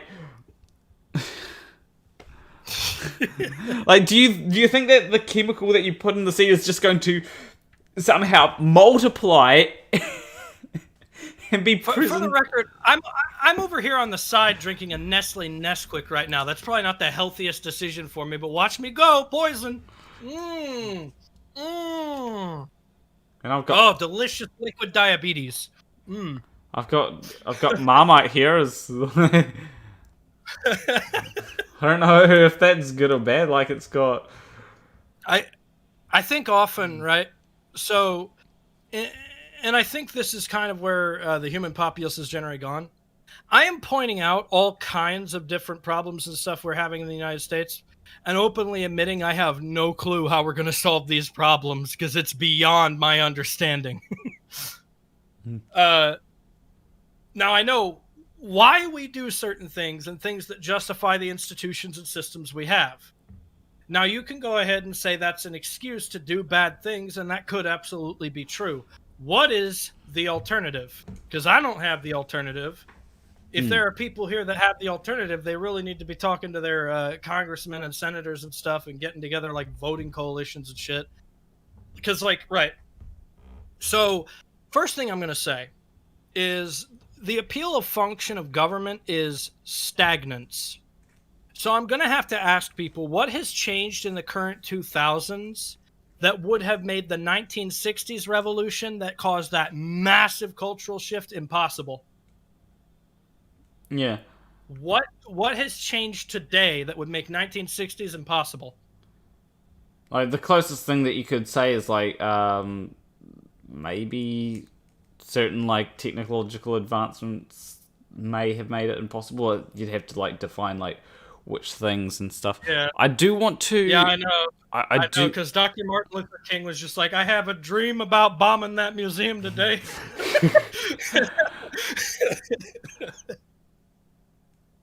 I just want to. There's something in chat that I saw. Peter Beale says, big donors to the fund that Project Veritas include the Koch brothers and the DeVos family. He goes on to say, I have to correct my last statement. The entity, the Koch brothers, are big supporters of the Donors Trust, which donated to Veritas. And then he goes on to say, O'Keefe is a general rat. If I think I'm not sure what FKR means. I'm assuming it means fucker. General rat fucker, maybe. From Wikipedia, Project Veritas had one of its operatives contact the Washington Post, falsely claiming to have been impregnated by Roy Moore while she was a teenager. So you're also looking at the tweet, my friend at Real Mindless Gonzo. See, we were averse to posting our thing on Odyssey or BitChute because we felt like it would be ratioed, because we know that tech sites have already associated, hey, there are a bunch of right-wingers on BitChute. You link that, we're going to suppress the link. We don't know what big tech currently thinks about Odyssey, so we tried to avoid that. Gonzo went the safest route and used the fucking Internet Archive to protect this thing with archive.org. Yeah. So the video absolutely does still exist, just not on YouTube, and you can see it right there because that's the link that Gonzo's posting, archive.org, Project Veritas. Another issue might have been that I called him the Michael Moore of the left, or the Michael Moore of the right. I don't think highly of Michael Moore. I think a lot of the times he produces political propaganda that makes our political side look worse. Yeah. I'm going to just post the link to the tweet in chat again so that people can... Because this is something that... So I'm assuming you've submitted an appeal. Oh, yeah. Yeah. Yes, I have. There's another tweet I did showing the appeal response as well. Let me find that for you. Because, yeah, as I've said before, like, and I'll continue to say this, because I do believe that it is important to debunk conspiracy theories. Mostly because, as I've said, not a lot of people know how to debunk it. And you got a lot of people that will... you do have a lot of people that might see something and be like, okay, like, I think a really good example of this let's go with a really neutral example. Something that everyone agrees is bad, right? Everyone agrees that everyone except for me agrees that the mother who I can't remember what the campaign was called because I think it might have been Save James was the campaign. Everyone agrees that the mother was doing a bad there, right? Everyone agrees that the mother was trying to make this kid everyone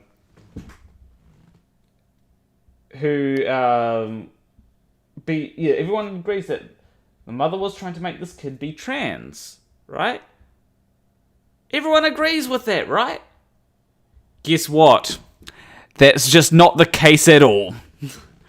It actually turns out that the mother was the one that was allowing the kid to choose who they wanted to be. The father, because they were quite religious, was saying that my son ain't gonna be a girl. I'm raising a son. He's not allowed to wear them damn dresses in my household. The courts actually asked the father, do you have any... the father said that he was allowing the kid to be who they wanted to be in his household, but the courts actually asked the father, do you have any dresses in your household? The father said no. The mother, on the other hand, had both male clothes and female clothes that the kid could choose from. So, it actually turns out that it was the father that was in the wrong, yet everyone believes that it's the mother that was in the wrong there. Yeah, I'm not gonna move to demonize dudes, but half of the time dudes are not remotely acceptful of their kid being trans. It's just kind of the way American culture is right now. And especially in rural states that are heavily religiously institutionalized, that shit's a sin to these people. I think that generally that is not to say all, but it is an occurring trend. I think that generally a lot of people just don't understand trans issues, right? And it's easy for some people to have this idea of a narrative in their head where it's like, oh, trans people shouldn't be allowed in the bathrooms because trans people might do something in there. And it's like, well, actually, no.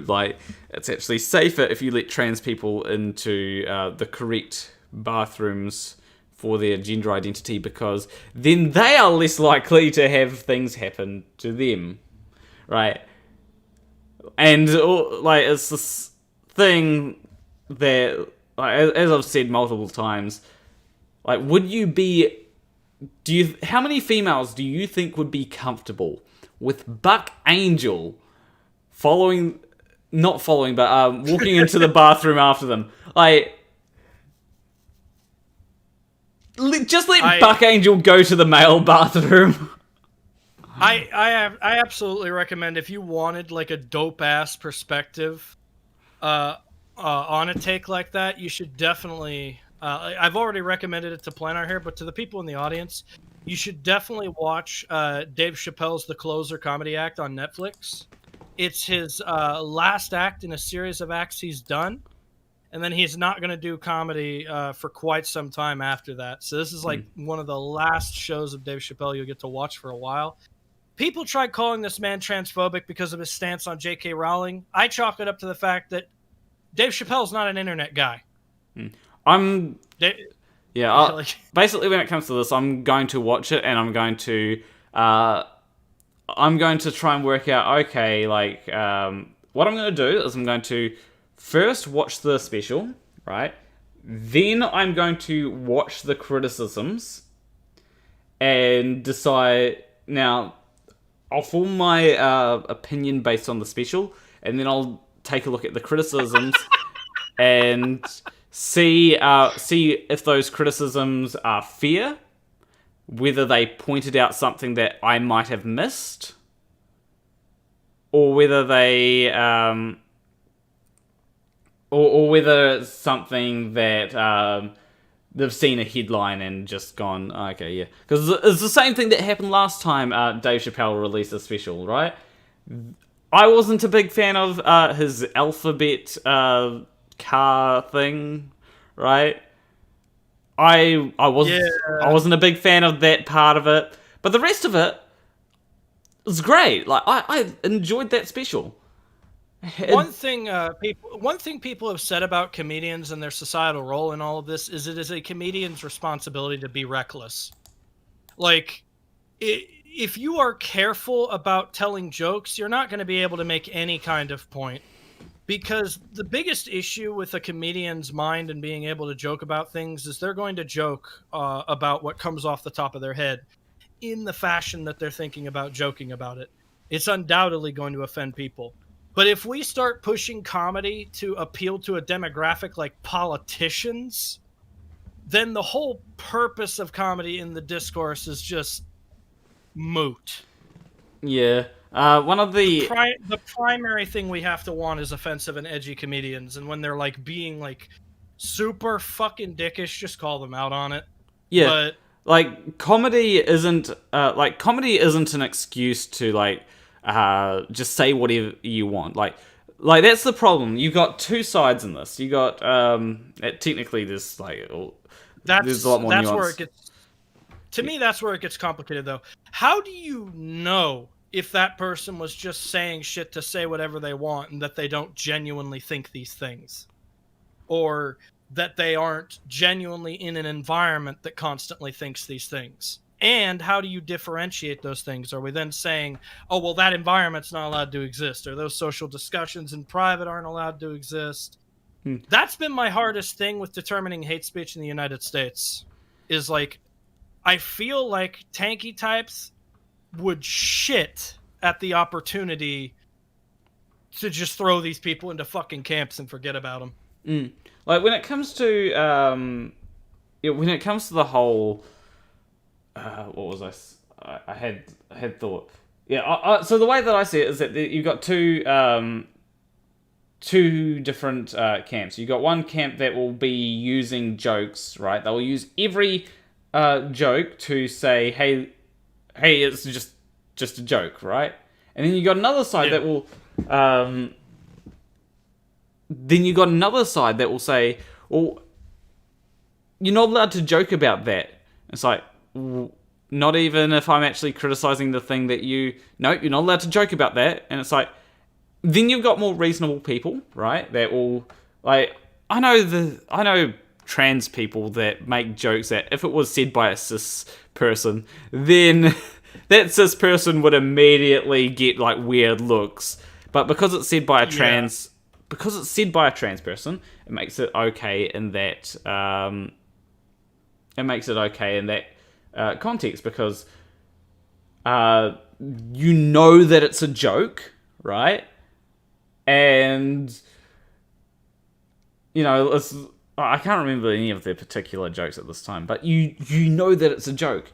Now, there are times when people could use it as a way to, as an actual like joke, but it really depends on like things like delivery.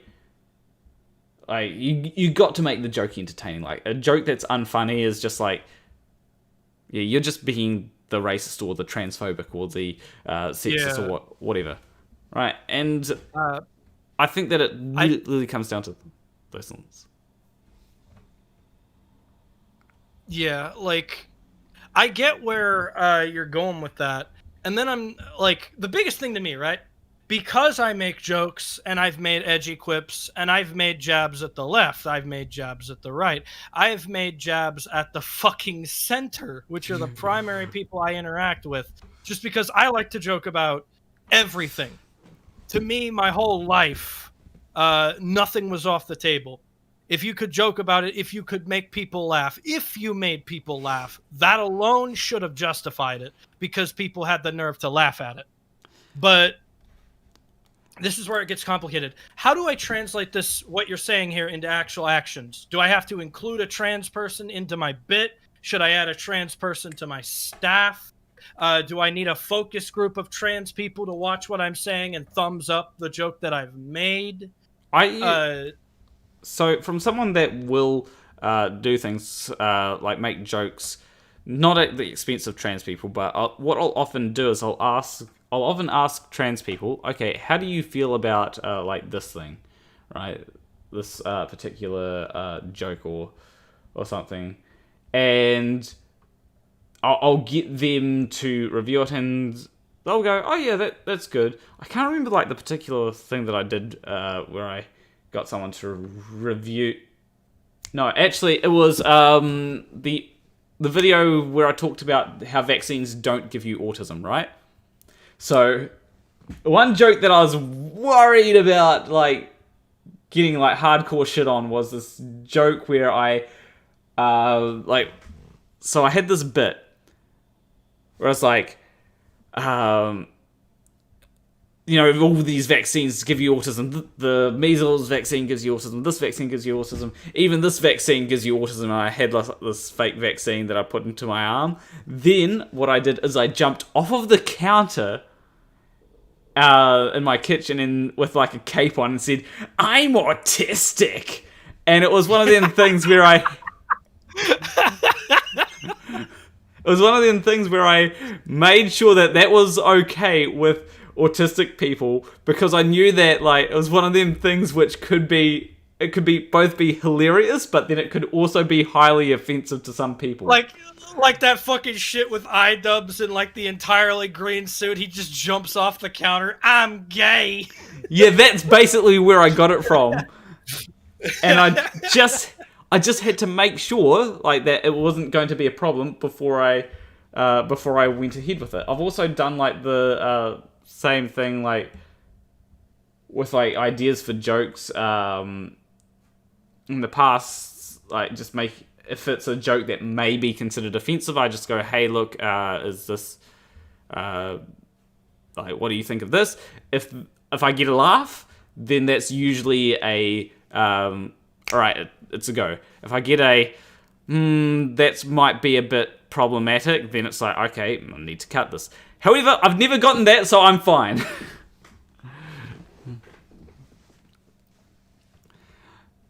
Yeah. I think the thing that's overtly complicated, I'm actually glad Peter Beale brought this up. Like, be trans, you have a choice. Over here, how do I tokenize my act?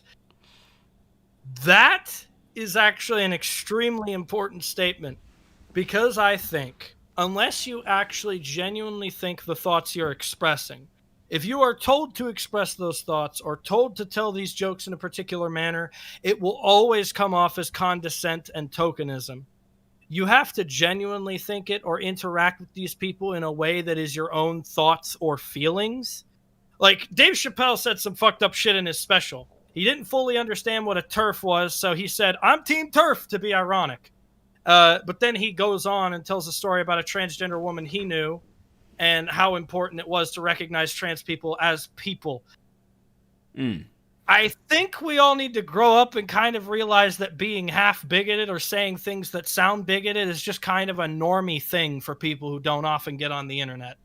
This is just how they work and process things and become more tolerant.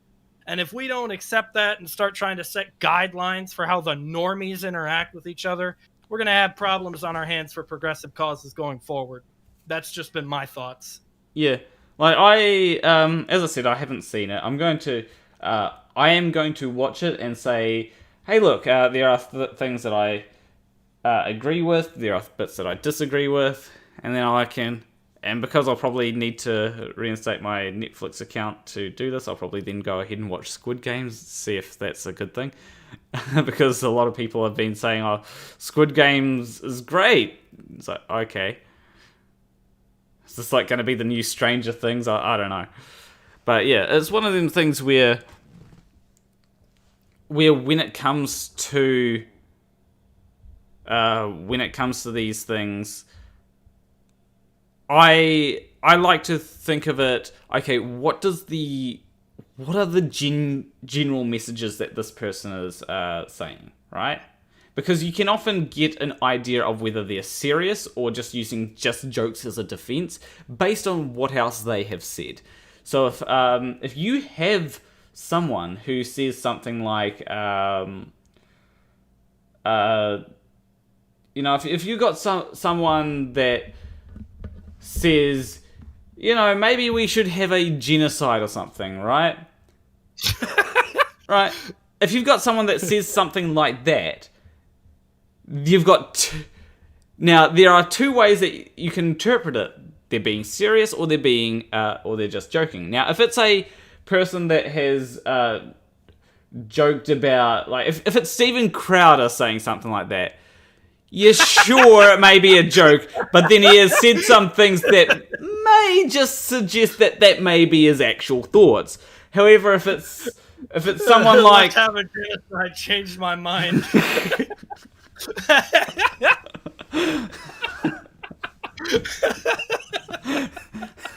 That would actually be...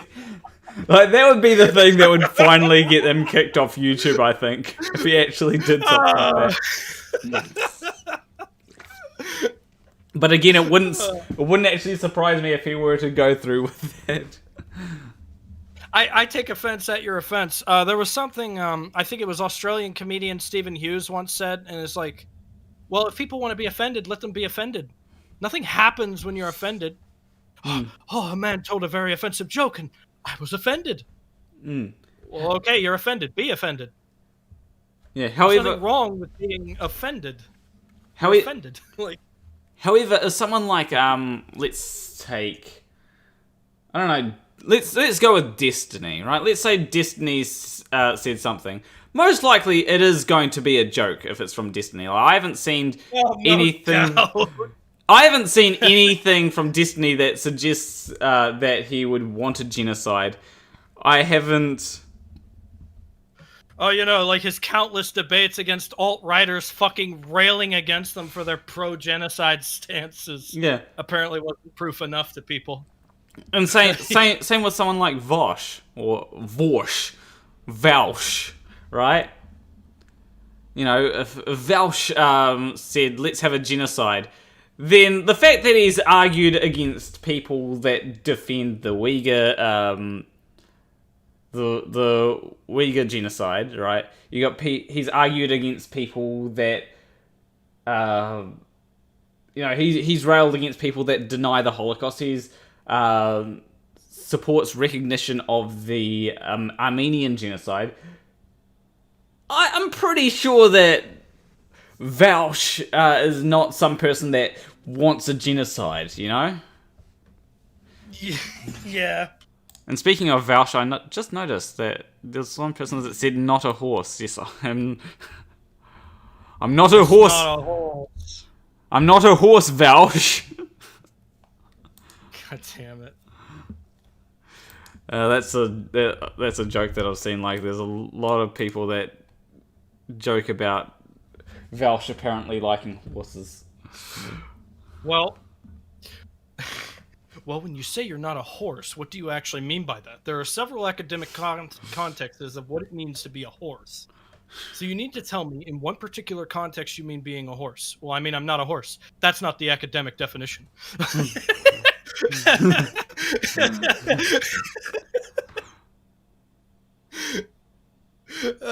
I think it's perfectly fine making those fucking jabs because you have to be able to criticize even the things that you like.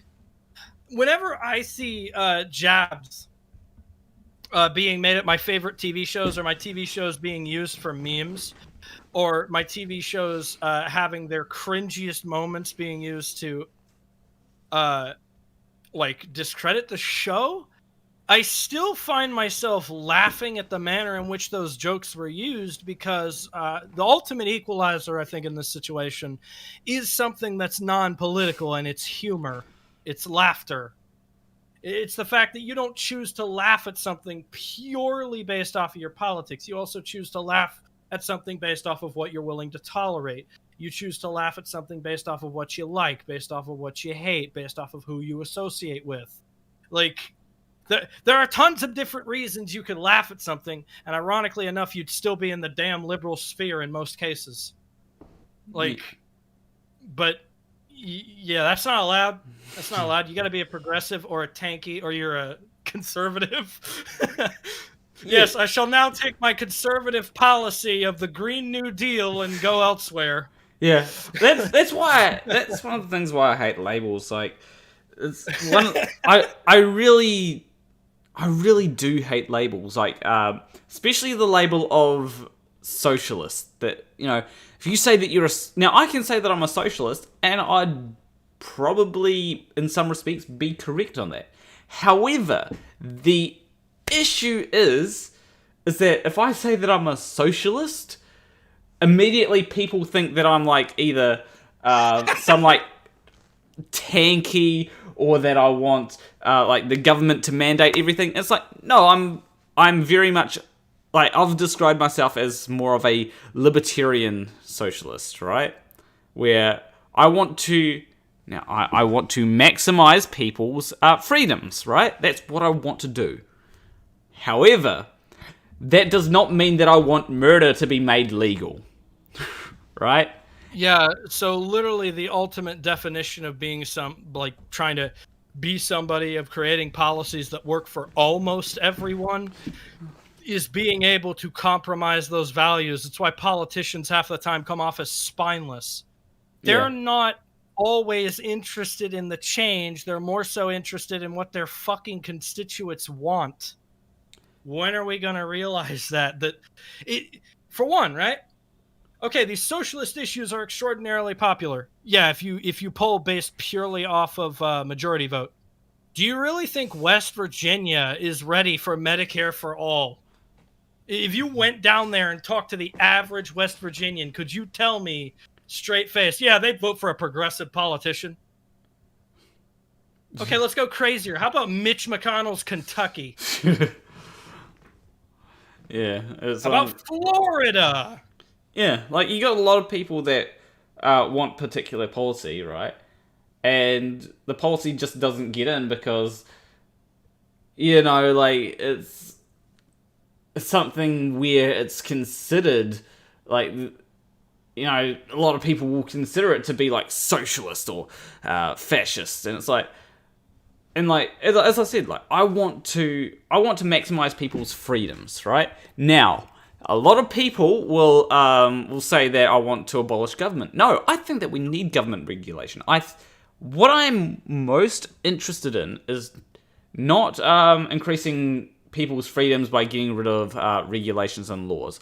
I'm more invested in increasing people's freedoms by giving them the ability to do things, right?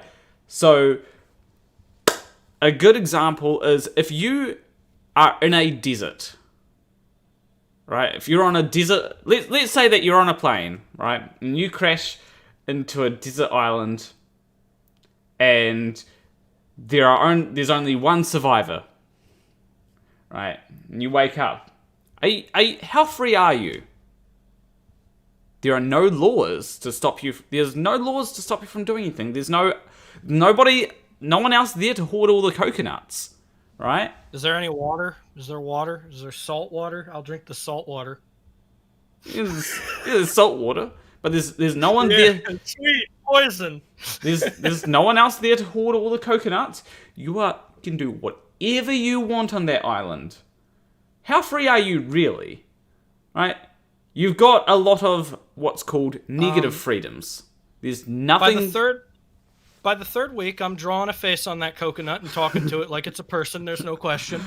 So, very free. I got my best friend right here with me. His name's Wilson. I was going to ask if he's called Wilson. Yeah. But you have what's called negative freedom, right? So, negative freedom is this concept of you are free to do whatever you want and no one can stop you, right? Now, when living in society, the law takes away a lot of these negative freedoms, right? It takes away your freedom to murder people. It takes away your freedom to steal from others. It takes away your freedom to I don't know, like what's something ridiculous. It takes away your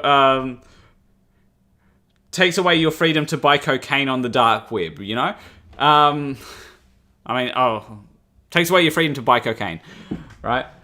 It takes away these freedoms, but it also grants you positive freedoms, right? So that's your freedom to go down to the supermarket and buy a loaf of bread, right? You don't have that option on a desert island where no one can stop you from doing what you want, but you can't do what you want because what you want is not actually available to you. Yeah.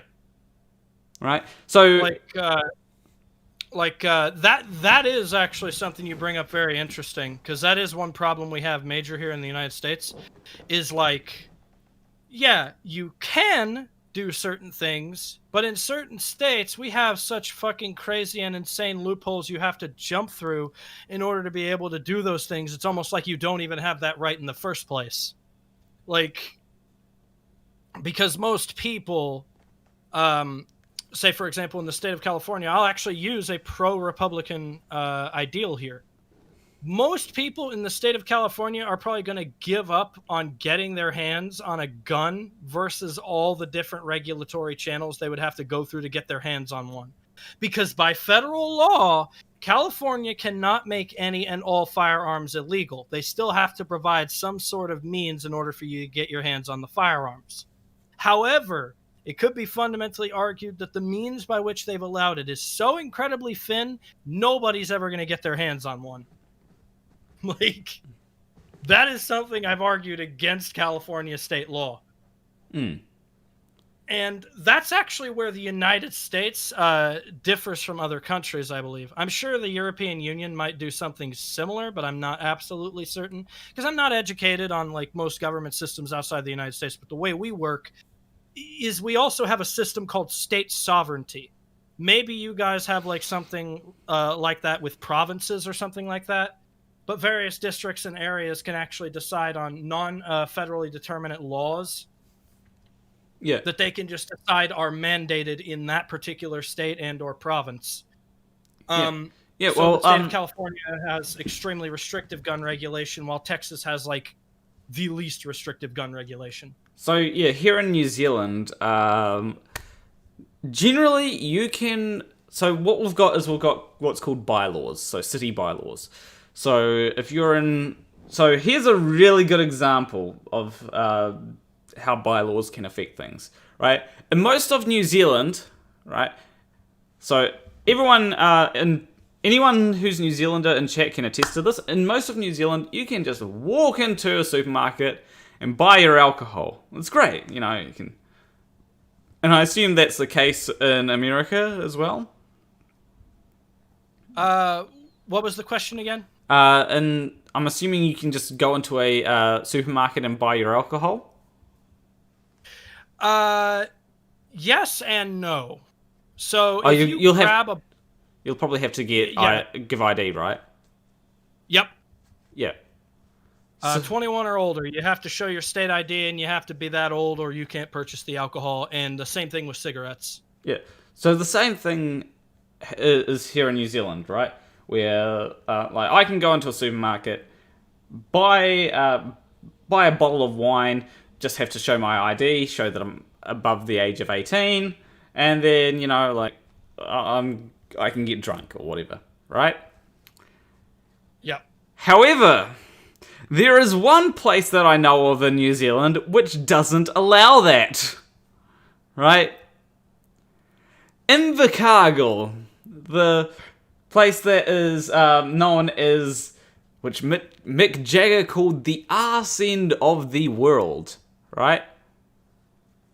So, what happens is, if you go into a supermarket in Invercargill, there will be no alcohol in that supermarket whatsoever. Because there is a bylaw that prevents supermarkets from selling alcohol in Invercargill. Let me guess, they just go to other cities, get it, and then take it home, right? That is one option that I've heard of people doing. Apparently, some people go to like Tiana or something, and then they'll buy alcohol there, and then take it back to Invercargill. But they do have bottle stores, so you can go to a bottle store, buy your alcohol there, and then take it home and get drunk. So that's your options there. I think when people start going towards things like the state has no right to tell me what to do, they're obviously not like most people, right? When they say that, it's isolated to one issue. So it's like, wow, you told me I can't buy alcohol from this supermarket. I'll just go over to the next area, buy it, take it home. You can't fucking stop me. It's the same way we did it with marijuana here in the United States. In all technicality, there was a federal mandate in place under the war on drugs. But because the war on drugs was such a failing thing in like the 1980s, it was very early on, I think in like the early 2000s, that Colorado and various other states start passing their own state-recognized laws around marijuana. And they had like small, isolated marijuana industries which engaged in slight illegal activity, because if you wanted marijuana and if you were in a state that didn't have it, you had two options. You could buy from an illegal drug dealer undoubtedly involved with child sex trafficking and a bunch of other shit, because gangs just kind of do that.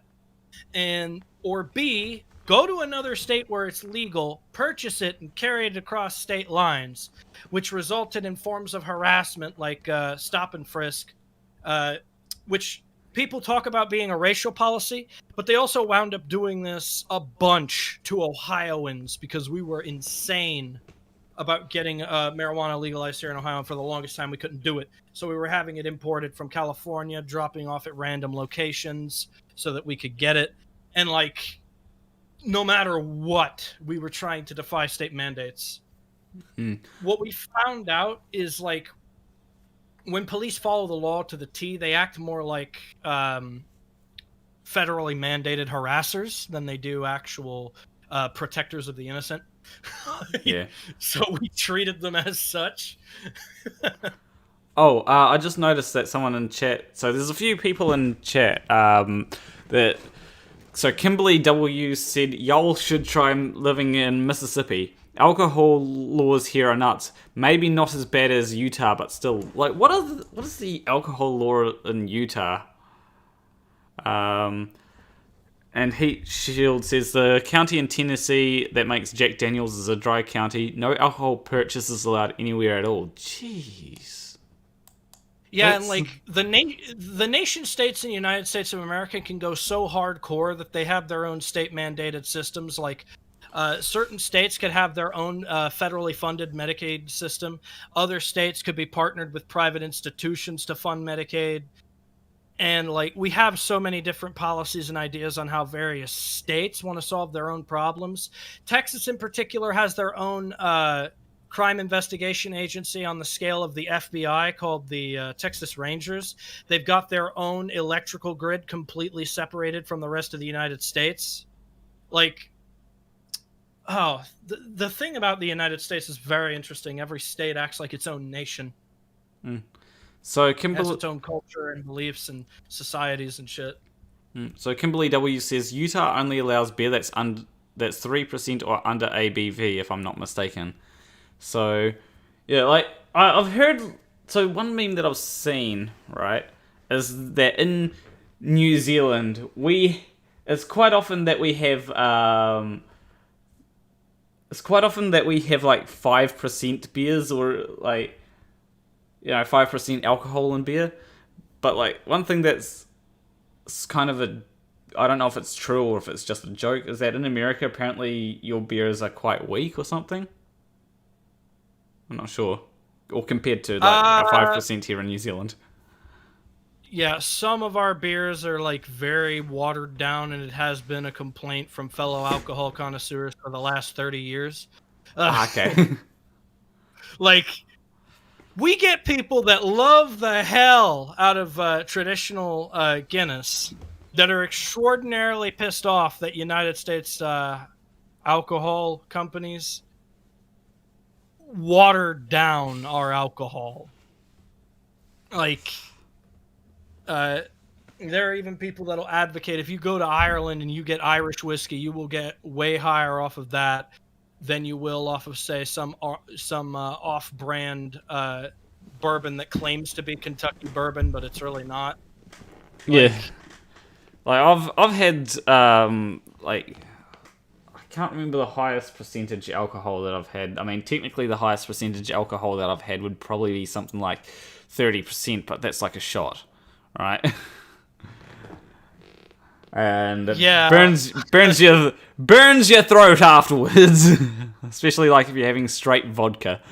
I often have to wonder how shit-faced France is most days, because like I just like to imagine. I've had like these joke scenarios in my head where fucking President Macron will just like fucking come marching into a fucking parliament meeting, and he's just shit-faced and his tie's undone, and he's like, "I'm gonna do fromage," or some shit. Because it's just like the alcohol laws in France just sound crazy to me.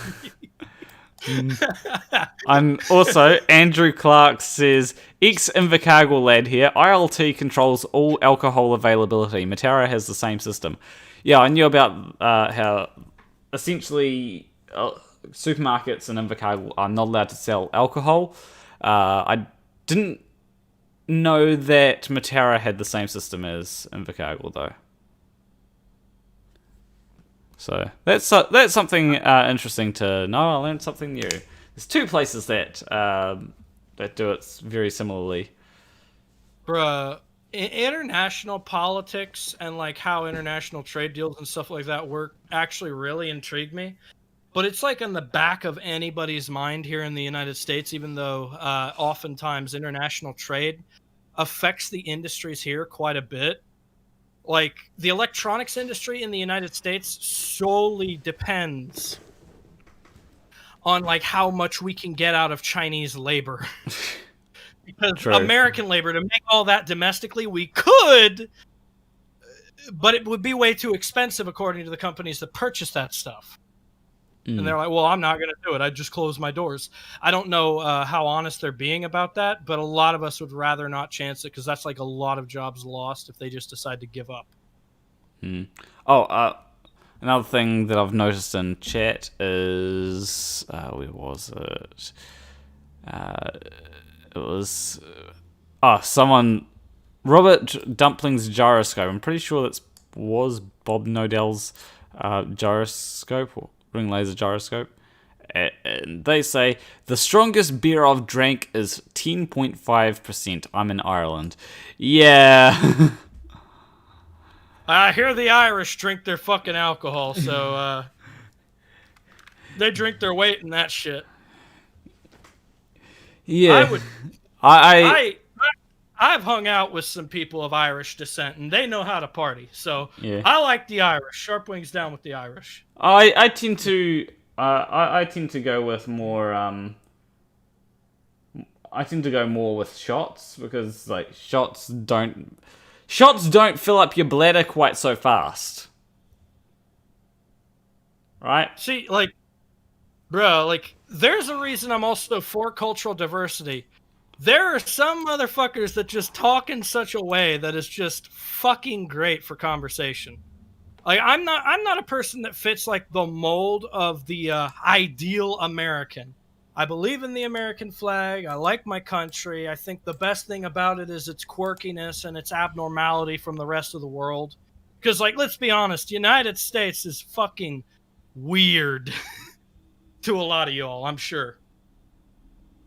Like, but I kind of like that. I'm not a person that would probably get along very well in Dubai or some shit, right? I would probably get thrown off of a building or some shit because I don't talk right, speak right, act right, or think right. And second base Bob just sent in a super chat for £5, saying thanks, Planet Walk. This was fun. I'm off to bed now. I do have to ask, who's the first best Bob?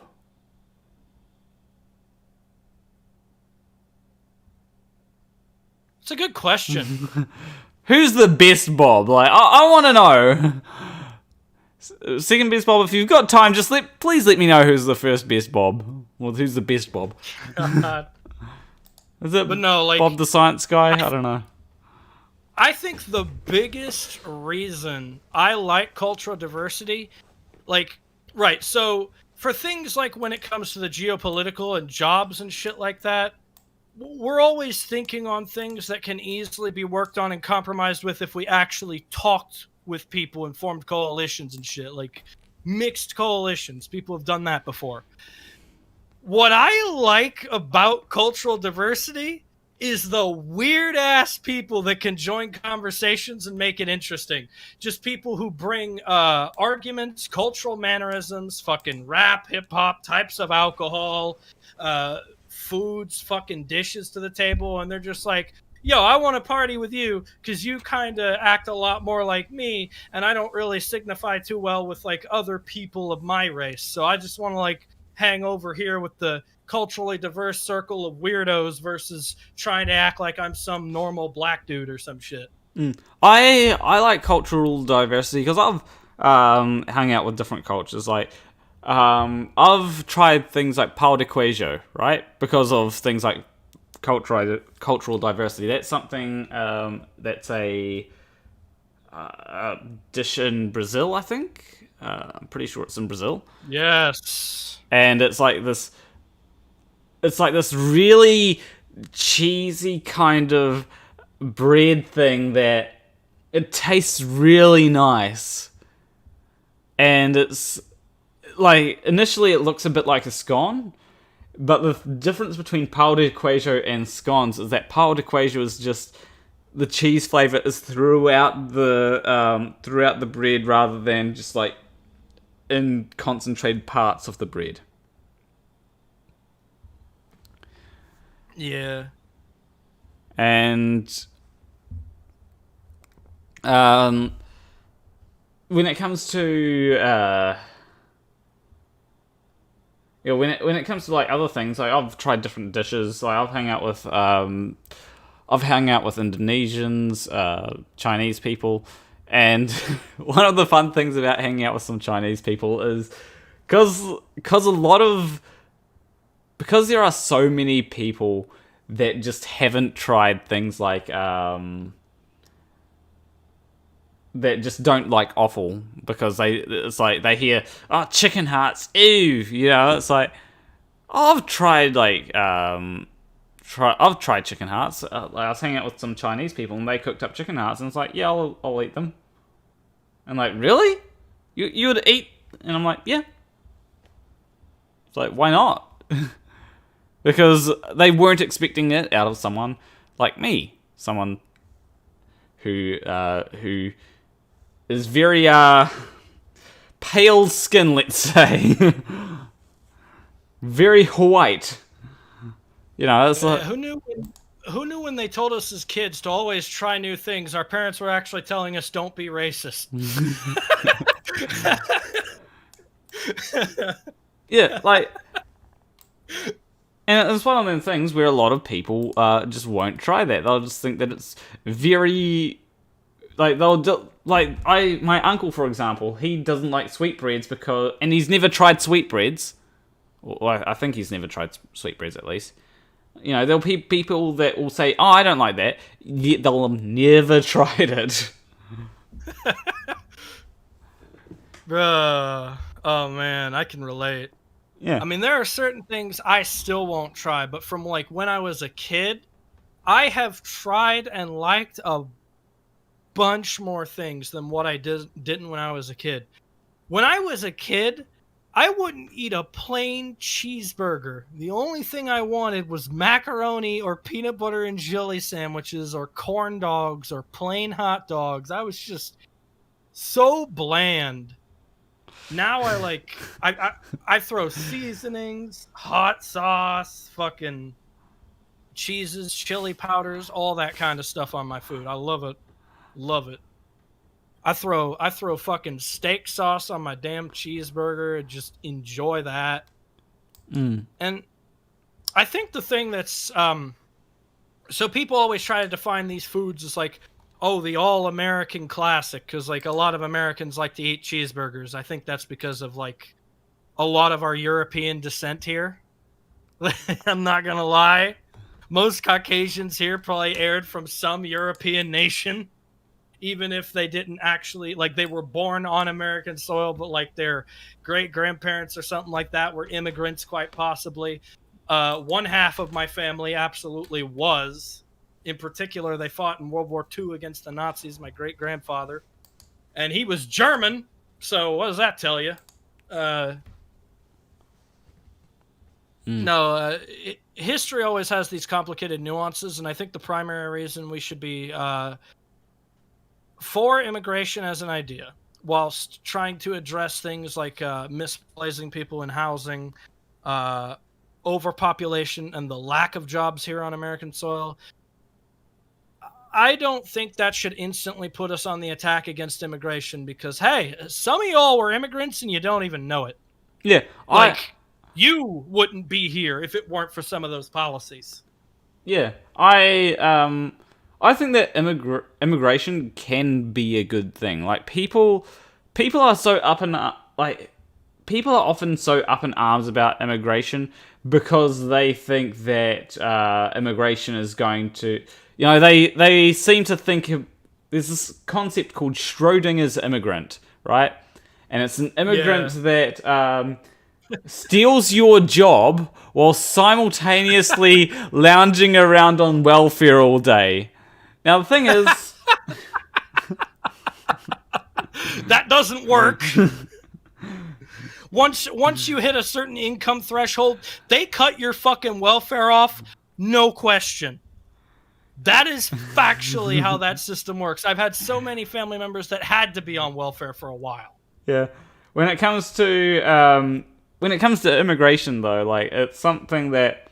Like, immigrants do pay taxes...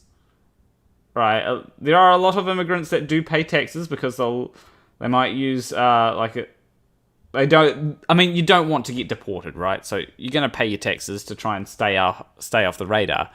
Then there's also the fact that like immigrants also won't collect the benefits from those taxes because again they want to stay off the radar, so they're gonna Like, we all like to talk about taxes, but then you also have to think about tax returns. Not only do you not pay any of that money, you don't get any money back. What you have is what you have. At best, you can say that immigrants will steal certain jobs, or quote-unquote steal certain jobs. Now, the only time where an illegal immigrant might steal a job is if your job is some labor that is so menial that no one wants to do, right? Like maybe, I don't know, like picking fruit or something. That's the sort of jobs that immigrants will get, because most people don't want to pick fruit because it usually doesn't pay well, right? And there may be some manufacturing jobs that immigrants might take, but if immigrants don't steal those jobs are just going to go overseas anyway, like... Yeah, not to mention, like, when you come over here illegally, there are tons of different things you aren't going to participate in. For one, if you're an illegal immigrant, unless this is like some kind of sanctuary system, I feel like filing for welfare would be giving a lot of your personal information to a government agency and trusting they won't rat you out. If you commit a crime, even a minor crime like a traffic crime, you have to go to court. They're probably not going. They're going to find out you're not a legal immigrant. Now, I've heard people tell stories about how certain San Francisco and California courts won't deport illegals if they're found guilty of a crime or something like that. Well, to me, that's California. How many illegal immigrants keep their nose clean here in the state of Ohio?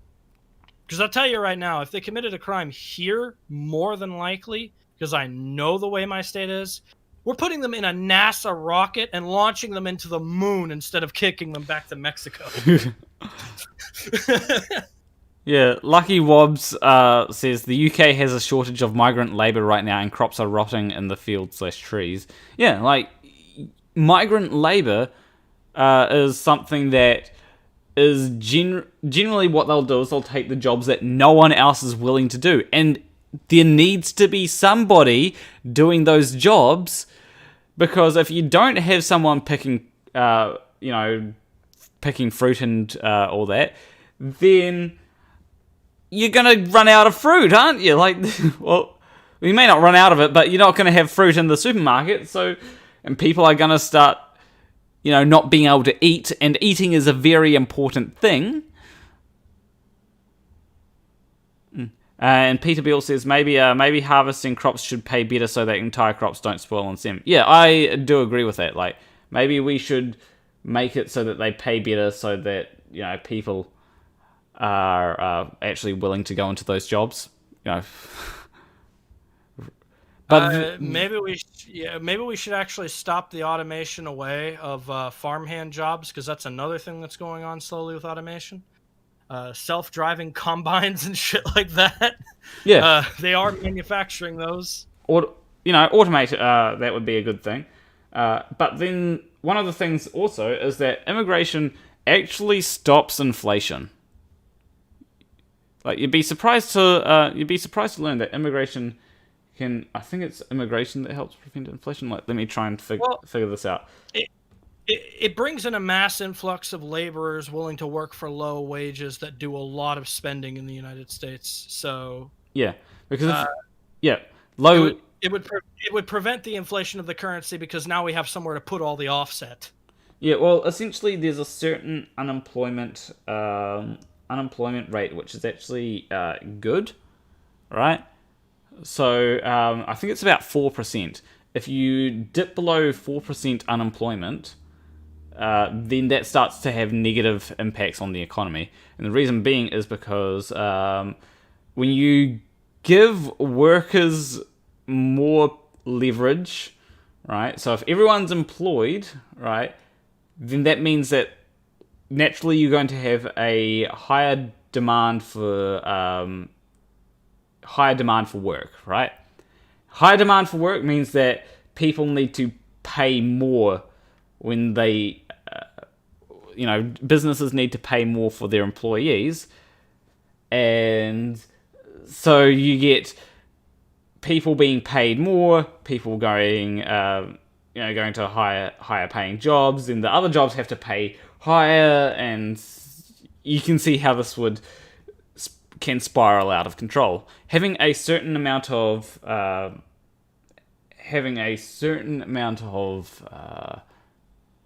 unemployment, right, that prevents this, because if you have I think it's about 4% unemployment, if you dip below that, then workers start getting more leverage, but if you have less than or greater than 4% unemployment, then workers have a little bit less leverage.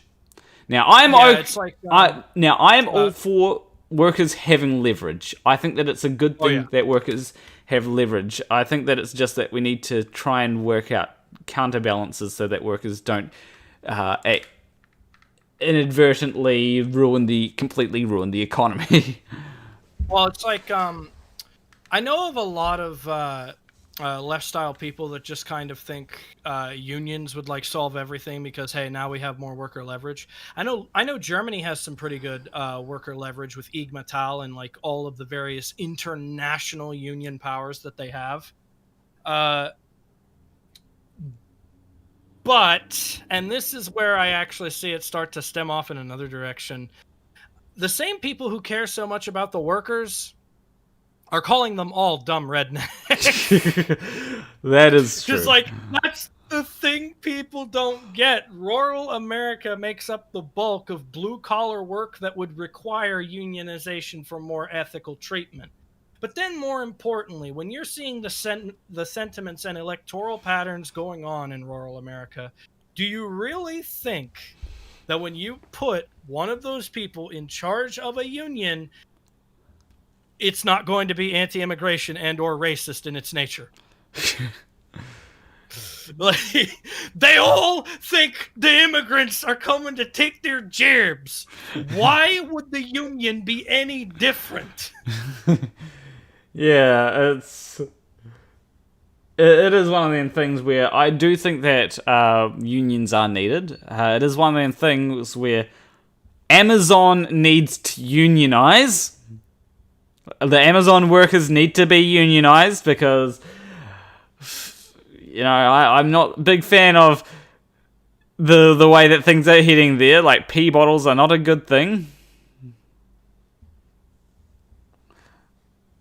Yeah. From what I've seen, it's it looks like it's mostly isolated to that facility because corporations wind up doing a thing with their brand. Like, so the owners and the board of trustees that own a corporation do not actively keep an eye on every single facility. 9 times out of 10, when you see issues with blue-collar work, brown-collar work, or white-collar work in the United States, it's with an off-branch subsidiary and just an extraordinarily unethical manager that is just not being paid attention to. And what that winds up creating. Our primary enemy in the working class has not actually been the people who own the company. All they're doing is producing more facilities and raking in the profit half of the time. Our problem is with unethical, bully-like management that is only a few levels above us, staring us directly in the face every day. It's a direct impact. Most Amazon workers, when you hear them talking about the protests and stuff like that, you actually listen to what they're saying. Not for 1 minute do they bring up what fucking Bezos is doing. They're talking about an asshole manager or unethical work conditions that they have been forced to endure for months. Like, yeah, I'm of the opinion that what we need to do, right, is we need to make it so that the corporations are owned by the workers.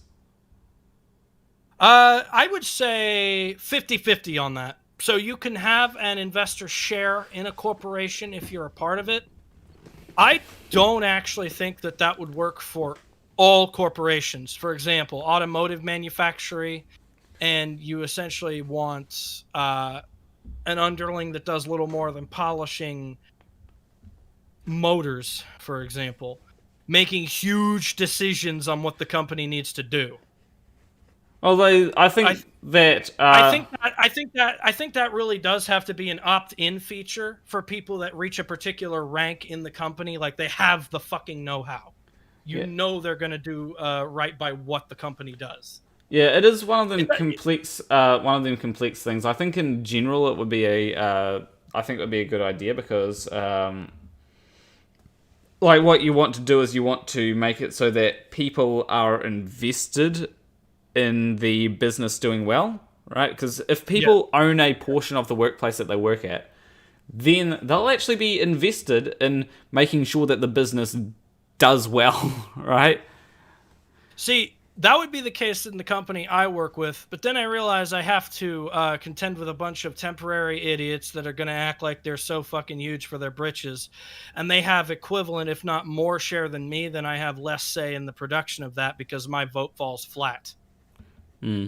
Essentially, we're enabling a bunch of know-it-all idiots to run businesses into the ground faster than management does. Well, it's one of them things where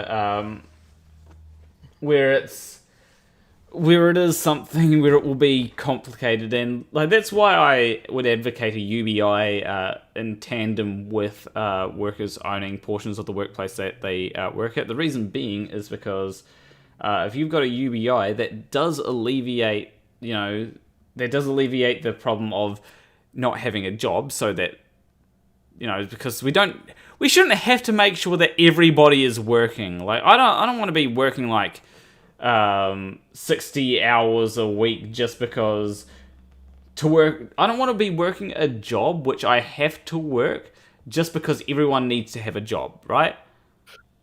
That, to me, is actually extremely important as well. One of the particular things that I think really needs to happen is better education and vocational trades in the United States.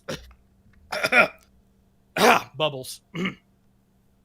So, one thing that I think needs to happen in America is we need, like, way more vocational trade as an option for people who actually want to go into industrial-style work. Because there are people that want to do that. And I think they should be allowed to go into a vocational school. It still teaches them all the basic stuff like math, science, and stuff like that, but they're also learning a trade on the side. Something my school did in particular as an initiative was taught students how to set up a fucking bank account and what the various terms in market liquidity meant. Yeah, I think that's good. As far as a savings account goes, yeah. Also, I think economic knowledge is power. If you know how your money works and operate, you have so much power you don't believe it. I also think that people should be taught how to file their taxes, because that is something that is like it's one of the things that I find is rather important. Like knowing how to file your taxes. I have to file my taxes every year, and even then it's like, okay, like what form am I going to be filling out? And I used TurboTax for my W-2 because I couldn't even begin to fucking understand how to fill out a W-2 manually. Yeah. And then there's like the Google tax forms for AdSense, and it's like, okay, and I'm going to click this option here, and it's like it is needlessly complex at times, and it's like. And part of that is because, there's certain businesses that have a vested interest in things being needlessly complex. Yeah, like, what I found is more people are hands-on learners, so if people were able to engage with the knowledge they're constantly fed, at least more often, I feel like they would absorb more knowledge than they do currently. But just to like sit there and be lectured in a classroom constantly, I guarantee almost like 9 times out of 10 people just fall asleep there and don't remember half of what's said there, or they just copy words onto a paper and regurgitate from the textbook, but they don't actually understand what it is they're reading. They're not required to, even though in the social contract form of things, teachers don't like when people do that. People can often get away with doing that because the teacher also has a grade point average quota to meet. The way the system is set up, essentially it's a system that says, hey, you choose to be ignorant, you're allowed to be ignorant. Yeah. Like the issue that I found, right, is that like with maths, I was fairly good at maths, right? But the issue is that I didn't remember anything that I was taught, right? You and like millions of other people on the planet, you are not alone in that sentiment. Yeah, like let's Okay, I'm going to give you a maths question, which I recently saw. Now, I can solve this, right? Because, let me just open up Microsoft Paint. Right. Alright. Now, I'm going to, let's make the brush a decent size, right? Now, I want people to expand this equation. X plus 3 squared. Right? Expand that equation, people in chat. I'm gonna... Wait, if I open up another thing of Microsoft Paint... X plus 3 squared. Yeah, expand that equation. Now, most people, when they are told to... I think it's expand that equation. I don't know. As I said, I don't remember the things from maths. I'm pretty sure it's expanding an equation. But I'm going to put I'm going to write the answer on a second... so the x plus 3 is in brackets, by the way. So that's x plus 3 in brackets squared. So... I'm just going to...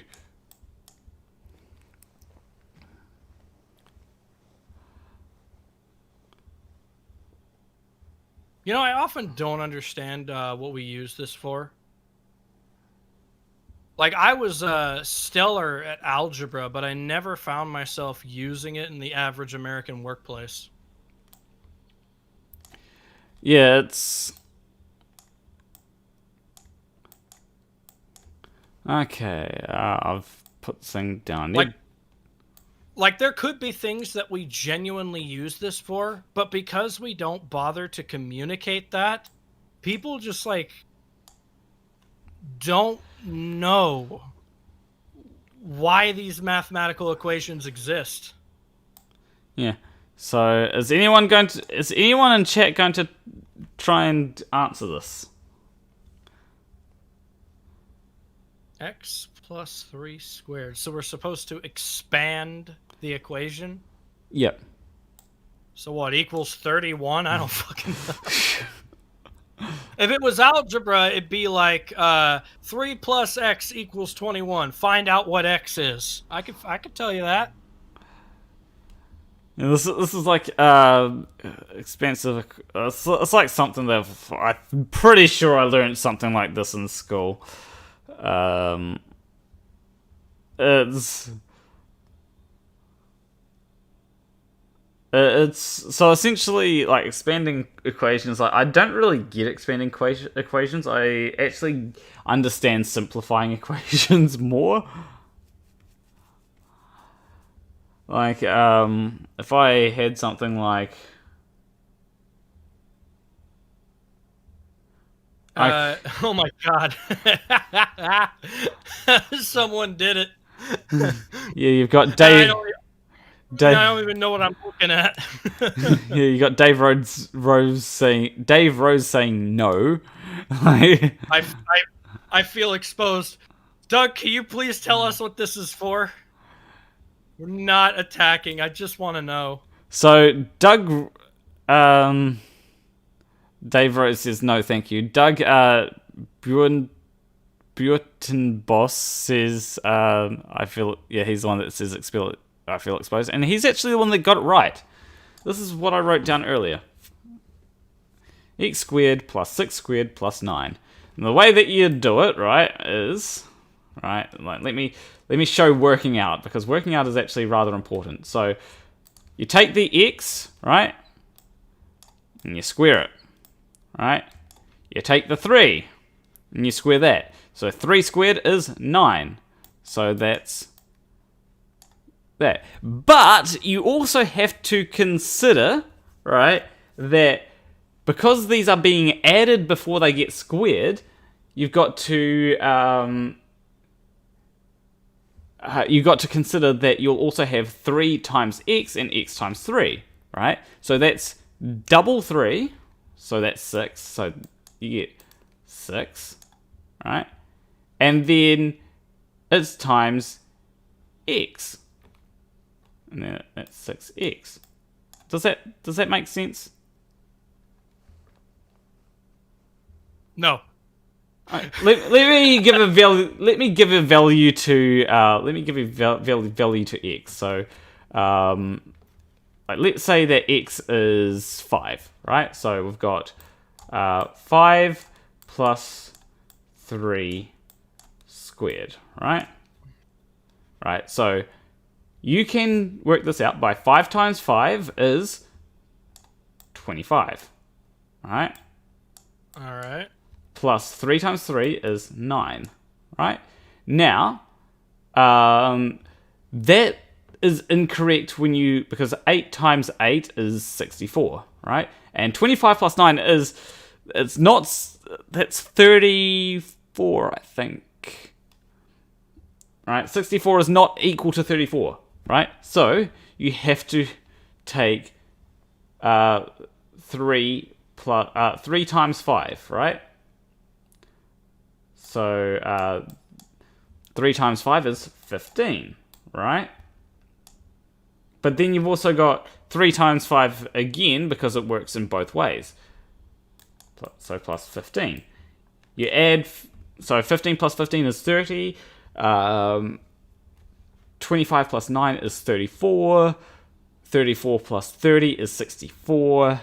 And that is... 8 squared is also 64. So that works, right? And you can simplify the 15 plus 15 to just double 15. So you get 30, right? So we can cancel that out, and we get 30. The same goes for yeah. So we're doing this just to figure out how to expand equations, basically. Yeah. Okay, why are we doing this? That's my problem. Yeah, I don't know why we're doing this. Maybe it helps some people. Simplifying equations may help certain people.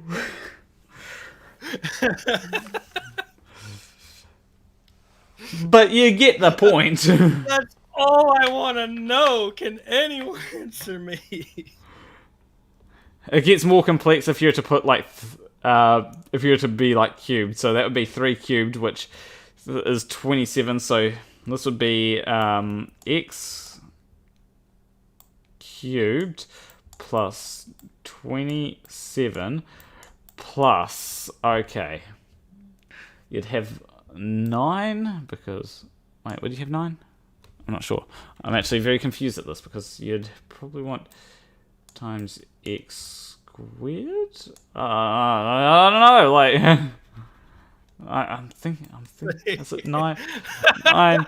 Wait, no, 18. We've started a war. 18, I think. I think that's... 18.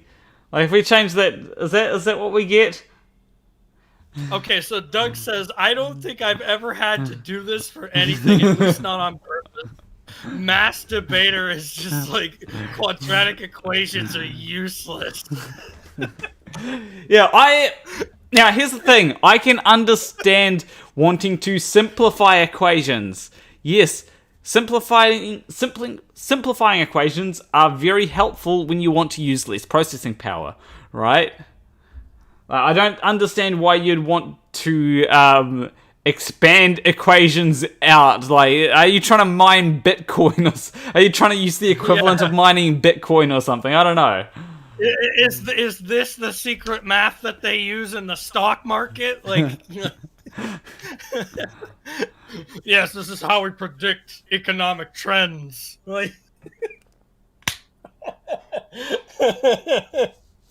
yeah, I'm actually gonna just whilst you're doing that, I'm just gonna do something. So you say you. I thought it was pretty funny because I was having like a philosophical conversation with Helios when we were playing the Talos Principle, which is a really fun Portal-esque type puzzle game that explores the question of like, what is a human? Because you're like a fucking AI that's about as sentient as a person, but apparently you don't qualify as a person. And then it raises a whole bunch of questions like, hey, we consider a corporation a person. We consider a disabled vegetable still a person as a society. Like, why can't we consider a machine with human-like sentience a person? Like, all these weird kind of questions that I love brought up in video games, which is how they can be like an art form. Okay. And I just got... And Helios brings up the fact that we don't learn about every single context detail in history when we learn about a particular historical point. All we learn about are the inflection points that are extremely important to the context of the history, but we don't learn about all history. So, like, one of the primary things that academia has to dictate is important, is like, what's important to learn. And people, if they cared enough about math, probably could argue that sometimes we're being taught frivolous things that we are not going to use and or pass on to anyone. And like, you could probably have a real discussion about that. I don't know. Yeah, I just want to say that I got this wrong. This is wrong. Yeah, I just checked it out and it doesn't work. And he says, I think x plus 3 cubed expands into x cubed plus 9x squared plus 27x plus 27. Like, okay, that makes sense. No, I think I figured out why we're doing this, Planar. People just find this like psychological torture to be fun. It's fun. They just do it for fun. Plus 9 plus and then he said 27 times 5, and that is, oh yeah, he got it right. Hey, he got it right. So you want to spend all afternoon expanding equations? I bet my equation can be bigger than yours.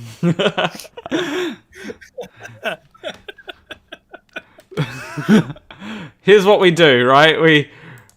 What we do is we give this. Here's what we do. We give this as a maths problem, right? I'm not gonna bother solving this one. We go brushes, and we want to go 5x plus 2x squared kill me. I feel like I'm in high school again. minus 8y. No! Squared. Expand that! This fucking hurts! Expand that. My brain! I'm not my ignorant, stupid brain! Actually no. One thing. We're just gonna get rid of this, and we're just gonna make it a little bit more complex for you, and we're just gonna go 3 plus. There we go. All right, have fun, everyone. God damn. You're just doing this to see if the chat would actually do it, aren't you? Pretty much. At this point, this is a social experiment, and they're the guinea pigs. I know someone that would. I know someone that would do this. Landon Knoll would do this. Yeah. I I'm just telling you right now, this is why people don't like social scientists. Because they just bring about these fucking social mazes non-consensually. Like, here, let me mind fuck you on the daily. Consent form? What is that? Yeah, I'm actually kind of curious to try and expand this equation myself, but it's like.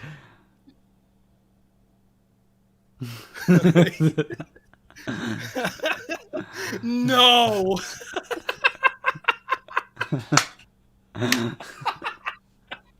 Now we're just having fun. I came here to I just came here to talk about the stupid bullshit YouTube's pulling it. Now we're just having a grand old time. Yeah. I love it. Mass Debater says that's a parabola. This is why I got involved with this stuff. The conversation is really fun to have if people are actually willing to have it with you. It is. Yeah, the turtle moose says no. Like, I'm just curious, like, how would you like even go about like just beginning to expand this? Holy shit, no. Someone tag Landon Knoll on. Hold on, I want to see. Gotta go. Some other time, perhaps, says Doug. Let me see, like, if Landon Knoll is available on Discord. Oh my god. So, go subscribe to me because I won't make you do random math equation. Yeah, I'm just saying. Hey, quick question: are you able to expand?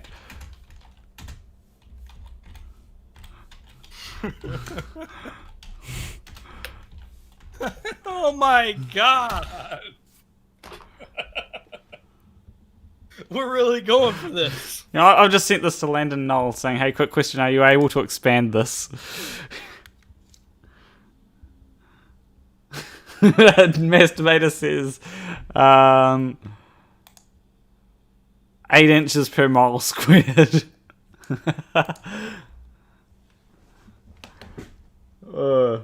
I don't know. I don't know how to even go about expanding this. Like, you'd want,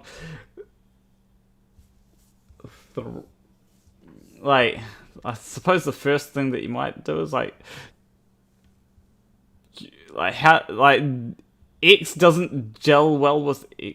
Hold on, we've got like we can have 2.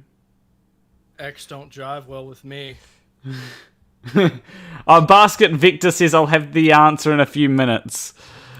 I'm about to take this X and shove it up your ass.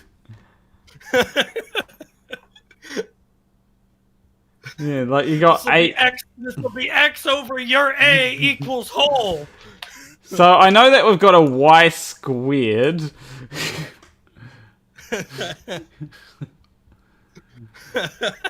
Or hold on, like that would be 8. So 8y squared. So that's 64.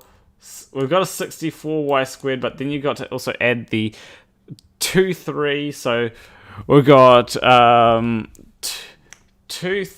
so we've got 6 plus 8. So 6 plus 64. So that's 70y squared.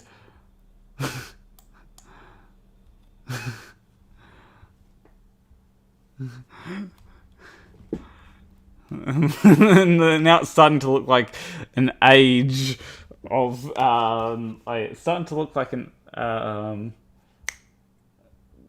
superannuation age form, like a pension form. I mean, like... Oh, Landon Knoll got back to me. He's saying checking my answer. Oh. Nice.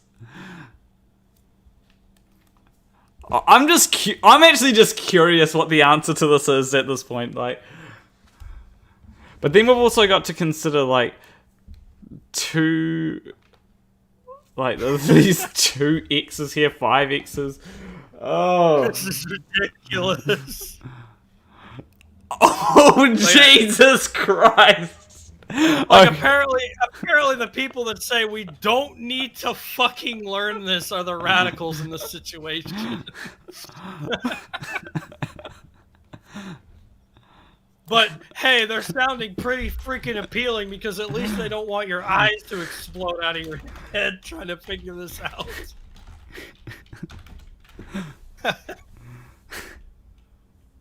Like just the fucking super brains of the earth over here. Welcome to Memza. We have all this intelligence, but we've never invented a damn thing. Okay, so 23 plus 48y plus 80xy plus 32x squared y plus 64 This is my life now. y squared. Okay.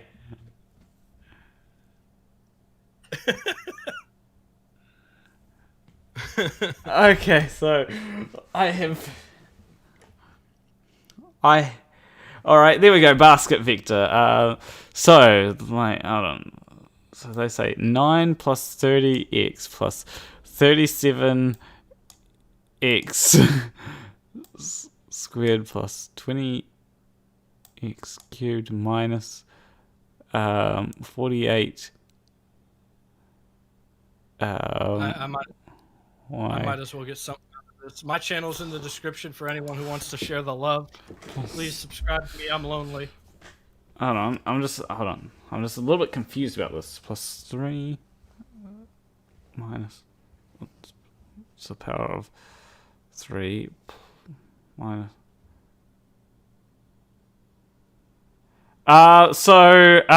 Basket vector, if someone made a mistake, I'm pretty sure that it's you.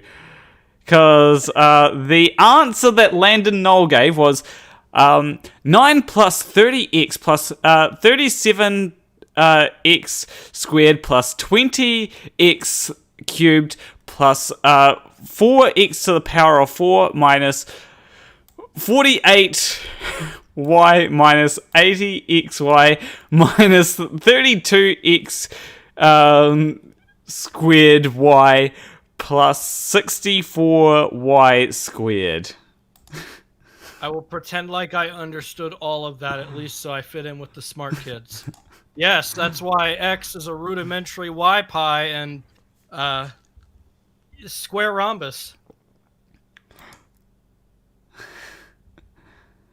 I checked. I checked St. Hurston's against Landon Knowles, and it seems to be correct. Just checking it once again. Yep, St. Hurston is correct. So I wouldn't even. I don't even begin to understand. Like, oh wait, because no, we wouldn't. This wouldn't be 70 because we'd want the 6. So we'd just go 60, 64, right? Because 64y squared. Because you'd want the. You'd take 70. You take the 3. So you'd have 6 plus 5 plus 2. So 6 plus 5 plus 2 is. Oh my god! How many people in your audience are just so good at math? I don't know. I don't even know. It's like, so 2 times. So 2 squared is. Yeah, I'm confused already. I am confused. I don't even know where to begin on this. Like. Y'all have all this mathematical power, and yet the fucking United States, cheeseburger freedom land, still trumps your virtual intelligence. How is this possible? Cheeseburger freedom land, the people that some of y'all have called us the dumbest people on the fucking planet, and you still can't topple us. What is this? Yeah, and Masturbator just says 13. Yeah, this This is why I prefer to simplify equations, because at least when you simplify equations, like if you got something like 3x squared plus 9, like you can basket, don't even joke.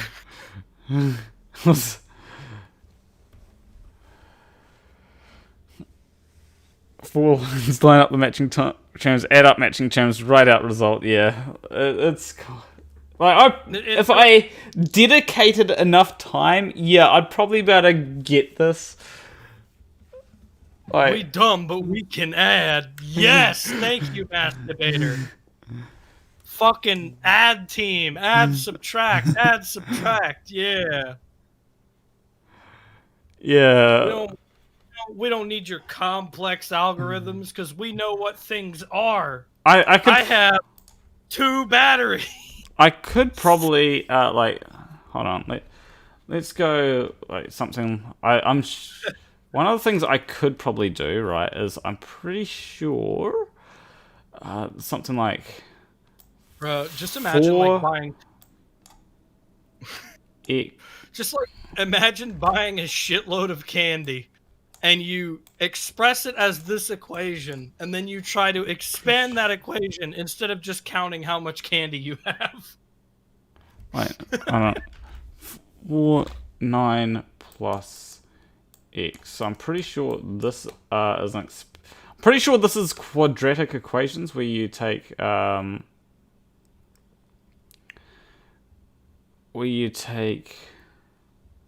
4. So that's 4 times. I'm pretty sure it's something like the way that you do this is something like 4 times 9. Oh, so you get like 4, like something like I am not educated enough to know what to do with an equation that doesn't have an equals. Not anymore at my age, anyways. Yes, there must be a beginning and an end. It's not dumb, it's simple. Oh, 36 plus 4x. Okay. Like, I was thinking, like, the brackets thing. Like, I know that there's some... I can't remember, like, how you get, like, the 2 brackets, you know? Like, how do you get that? Like, I can't remember how you get into that. 36 plus 4x. At least that's a little more basic. Jesus Christ. Yeah. Where's the equal sign? What does it equal? Give me like a 49 or something. Fuck. Yeah, I can't remember like quadratic equations or how to even like make a quadratic equation. What do we use this for? My brain is fried at this point. I'm sorry, if you can't make a fucking case that this shit is throwaway knowledge, like, if you can't inform me as to why we did not explain that the Spartans thought that Xerxes was a god king because people bowed to him, but no, Xerxes would have thought that was blasphemous. If we don't have the time to explain that to a class, but we apparently have time to, you'll have to explain to me how this is not throwaway knowledge. Yeah, like it probably... so A plus B CD equals AC DC. Wait, no, A. Wait, damn. We need an equation where we get AC plus DC. Oh my God, no! This you've just got this Thurston guy. There's Thurston too, just all excited for this math shit.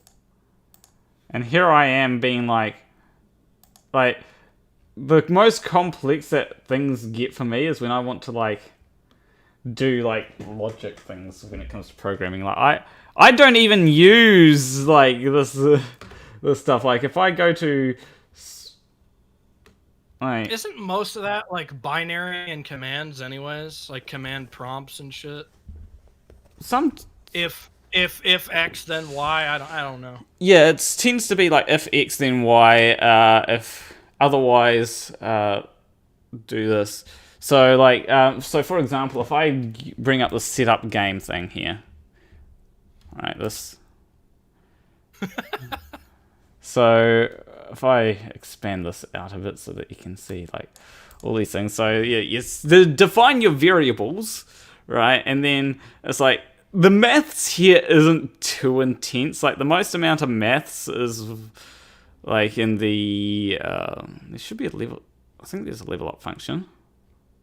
See, this is why I stick to like politics, history, philosophy, and jokes. I am out of my depth here. Oh, there's a setXP function. Let me find the setXP function. Where is the setXP? It should be up. My man just flexing his knowledge right now. Yeah, so setXP equal... So that sets the next amount of XP, and that's round...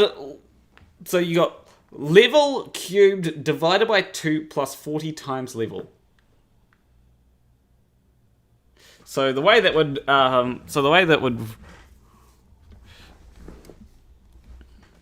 Yeah, so if I just go over here, right, and get rid of this. So that would be... so we're gonna go L. Well, actually, we should probably go X. Like the level is X, right? So X cubed over 2. And then it was plus 40x. Right, that's a simple equation. Right,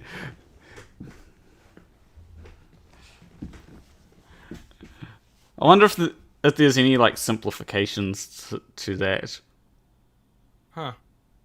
To think, I gave up Gary's mod animating and mediocre Let's Plays for this shit.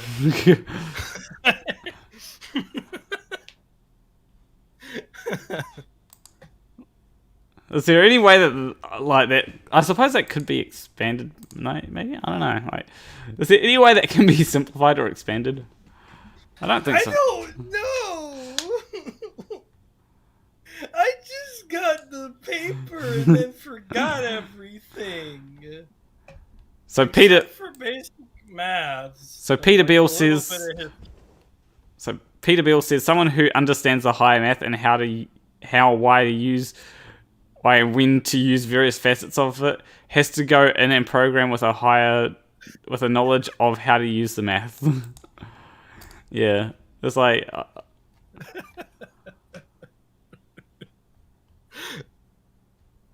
It's a super important problem. Like, I mean, like the problems, like the problem that I gave, like the really complex one of 3 plus 5x plus 2x squared minus 8y, and all that squared. Like that wasn't an important problem at all. Like, and it's probably something that can be used for. Like, I don't know. Like, it was. I was just like, is all of that manually written out, or is that generated? This code here. Yeah. It's all been written out. What does any of it mean? I'm looking at a foreign language. So, let me explain. So,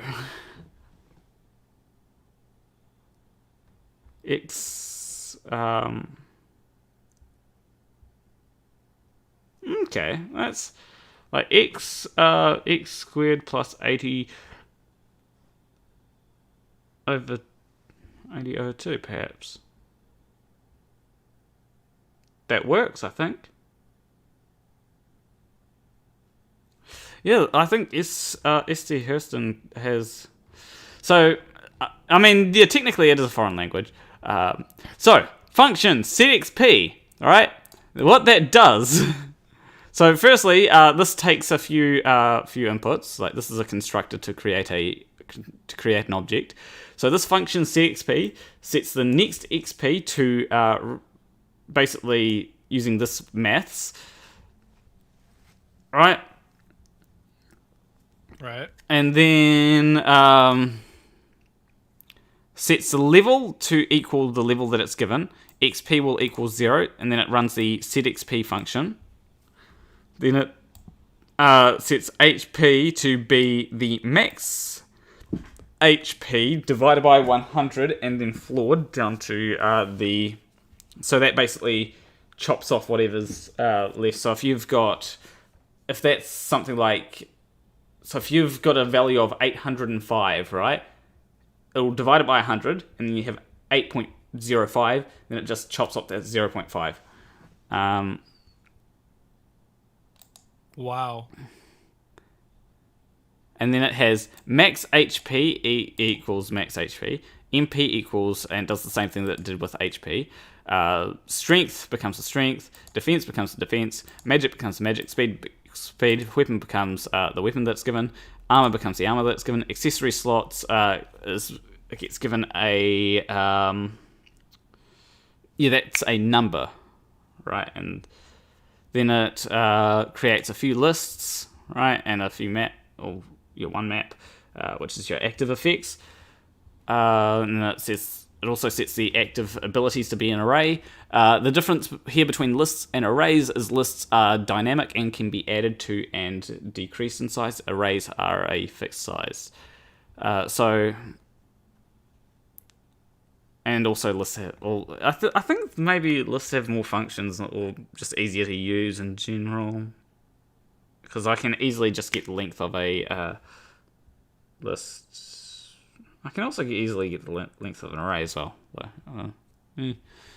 Probably should use arrays, I suppose. I used to use them. But then I decided lists were better. I can pop things off of a list easily.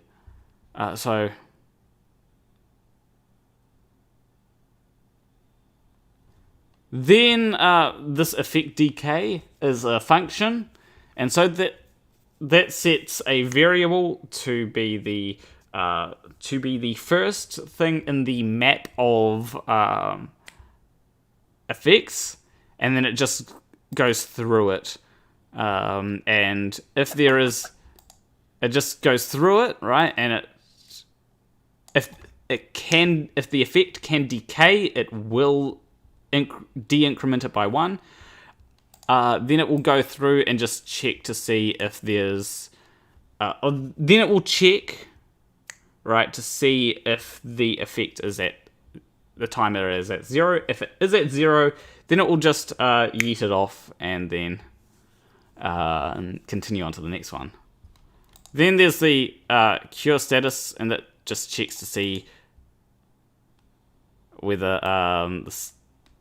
it basically checks to see if there's grabs the status that you feed into it, right? And it checks to see if you've got that status, right? And if the status is a thing, so if it's undefined, then it will just return false. It also returns a value depending on whether it actually managed to cure it or not. And if it can't cure it, because decay is not turned on, then it will... Well, if it can cure it, because decay is not turned on, should I say, then it will delete it from the map, and you'll be rid of the poison status effect, or whatever status effect. Then there's an add effect, and this just basically... What it does is it adds an effect, right, given like some parameters. But if you already have that effect, then it will just go ahead and it'll just change the parameters of the effect to be the one that you've put on. Actually, I need one bit of code that I forgot.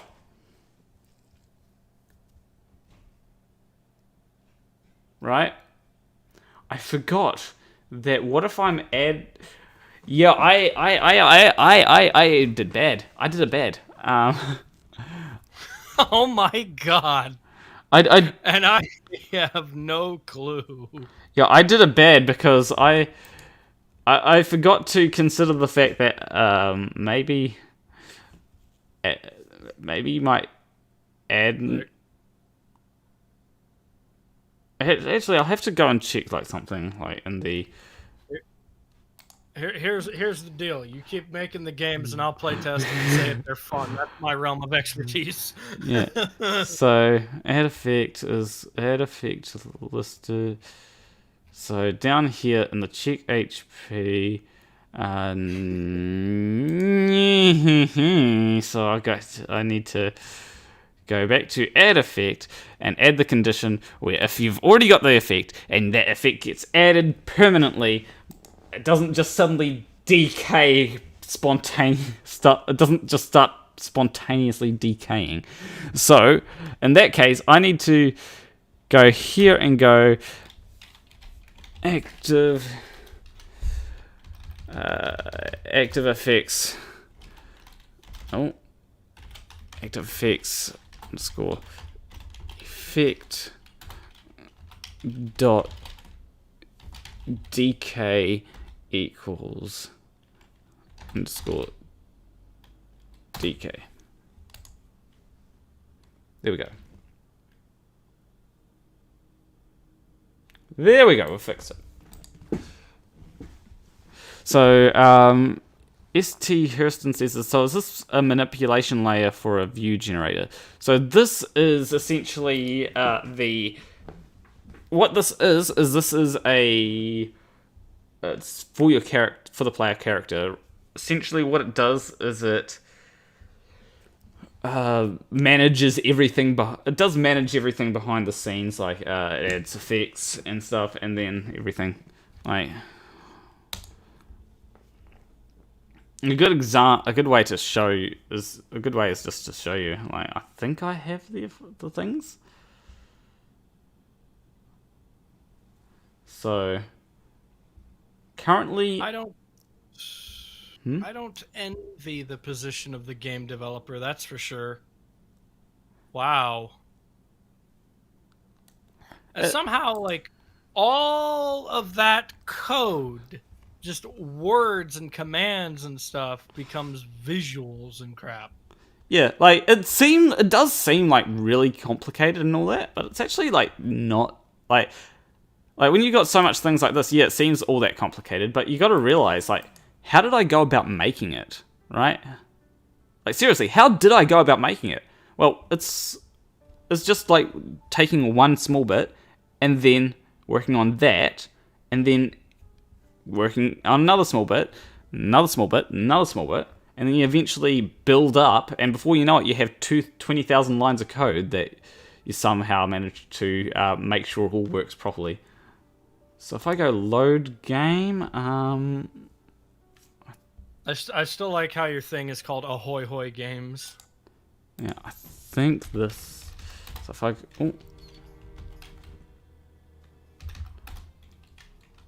accessories. All right, so. I really, really like it that all anti-vaxxers get COVID, infect their family dies, and then they have a long-lasting effects of COVID and live 50 years. Oh my god. I'm like, I don't like the fact that like people are getting COVID. I need to not defend against it. Yeah, I just. No, that was something Frankie typed in chat. Like, oh my god.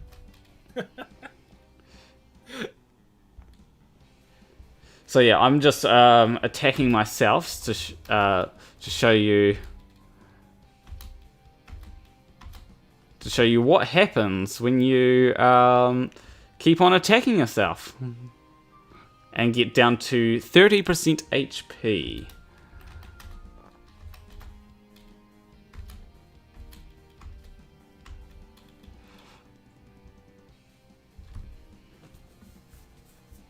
You can attack yourself? Yes.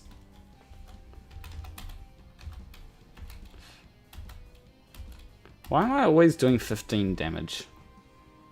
Oh, there we go. We did 17 damage. Now, as you can see, there's this little thing that came up. It doesn't work well against this enemy because this enemy uses physical attacks, and when you're up against like physical attacks, barrier doesn't prevent anything from physical attacks. It just prevents magic attacks. There's like there's like a bit of thing to do with how it works. It essentially reduces all magic attacks by there's 4 different attack types in my game, right? There's 4 different attack types. There's magical, there's physical, then there's, I don't know what to call it, drainage attacks? I don't know. And then there's gun. Right? So Gun. Yeah. So gun, so you've got 2 different status effects you've got that can deal with them. So you've got shield and barrier. So shield protects against physical and gun attacks.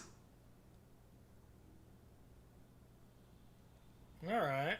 And then barrier protects against like magic attacks and drainage attacks. Now, shield it has different layers of different varying levels of efficacy. So shield, yes, it will protect against physical attacks, but it doesn't protect as much against gun attacks, right? Same with barrier.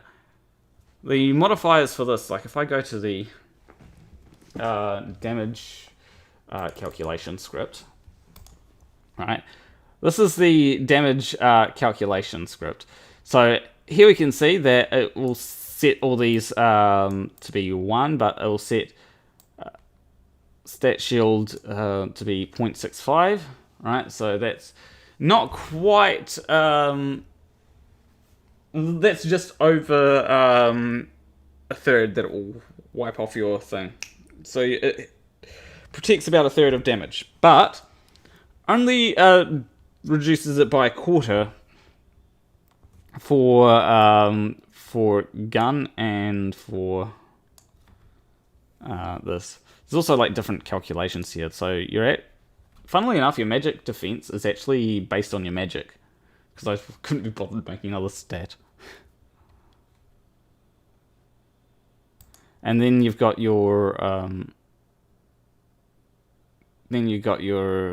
so this is the so yeah, this is your gun damage, and this is your a horizon attacks physical. No. I should actually do some, like, have that as like a reference.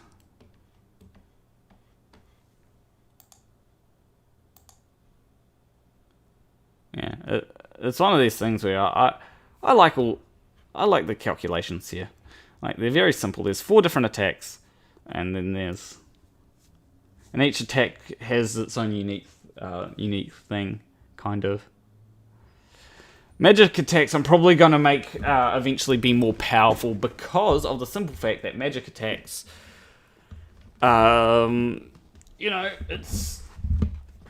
it's something that you have to use MP for.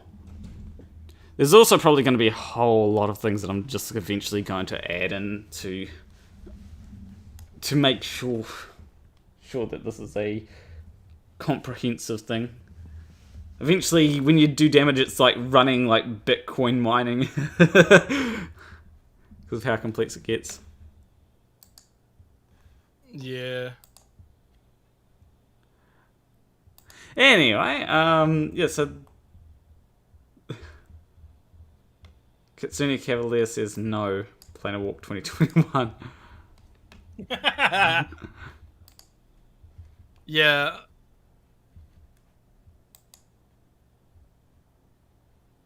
Horizon attacks physical. Well, in this game, they're not going to be, you know. Yeah, I liked playing the game because I enjoy turn-based RPGs and getting invested in a story and stuff like that. A small bit of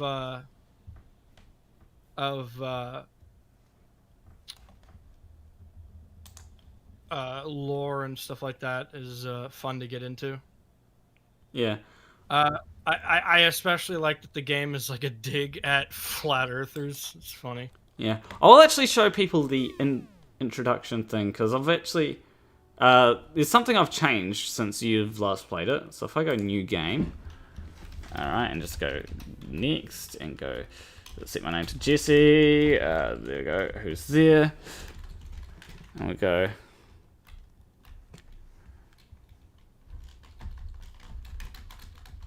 we'll just skip through all this dialogue, we'll go for a walk. And then testing dialogue occurs. So yeah, this is something that I have. This is what I was working on last night. If everyone sees this, so there's trees, trees. Yeah, and there's also this area here. It used to be very much like a thing that was the ground was flat going down here, but I've changed it so that it's not as flat anymore. It actually slopes down as it goes down there, and that's because there's that's meant to be like a place that the things can go down into. People can go down into. Yeah. Whether it will be important later, I don't know.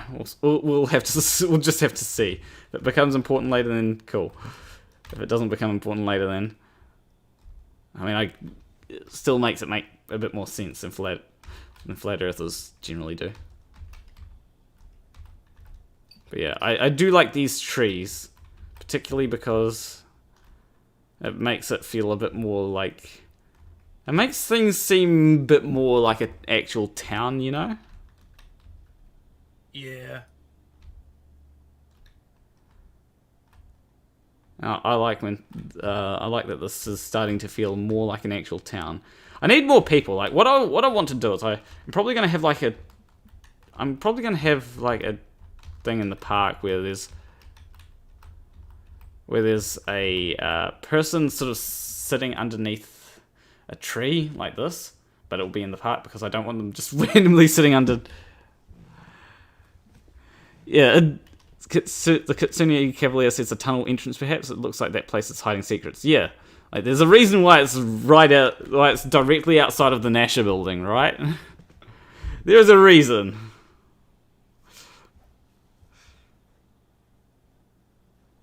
Now, I in a way, there is something that doesn't make sense, and the thing that doesn't make sense is why don't they just have it like they just have the entrance in the Nasher building? Let's Play 2 says, seems like you got some bugs fixed. Yeah, I've been fixing bugs, I've been fixing bugs this whole time, alright? The bugs, the bugs are just like memes. They don't stop coming, and they don't stop coming, and they don't stop coming, and they don't stop coming, and they don't stop coming, right? And Graymore Ghost for $5 says, trees, look, you made trees, woohoo, yeah.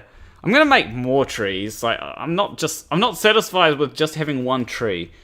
I'm gonna have like all different types of trees, and there's also gonna be variations of this particular type of tree. I do wonder, does anybody know what type of trees these are? Like, what type of trees are they?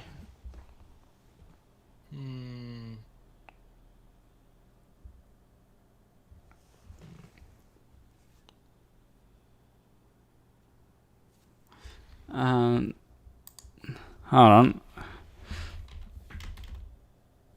Tree types. You don't even know what type of trees they are, do you? No. I just was like... They look kind of a bit like a dragon tree. I thought this was gonna be another flex, but then you're just like, no, I don't know what these fucking trees are. You're like, what tree do they most... They don't actually quite look like dragon trees, because when you look at... They kind of look a bit like it, but when you look at dragon trees from the bottom, it's like, not really. It kind of does, though. They kind of look a bit like if I bring this up here, like there's Quirasuba, like kind of a little bit, like just a tiny bit. Like the dragon trees, if I go back to them, You know, like this is the dragon tree. It kind of looks a bit like a dragon tree.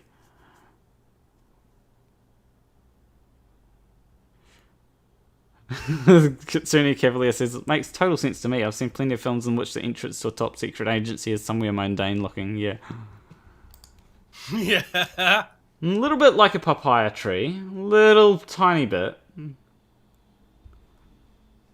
It seems a bit too bushy to be like a papaya tree. If anyone has ideas for what type of tree it is, let me know. Please do. I want to know what type of tree I've made here. Like, imagine if this is like just some random tree that doesn't actually exist. What's the big deal? They are generic game trees. I'm just curious. Like, I'm gonna have all different. I want to have different types of trees, you know? Because eventually, what I'm gonna have to do, right, is I'm going to essentially have to put these trees into a tile map. Essentially, I'm going to have to do that, and then I'm going to have to stick them all together. And the way that tile map collision works is very different to the way that their plantar walks.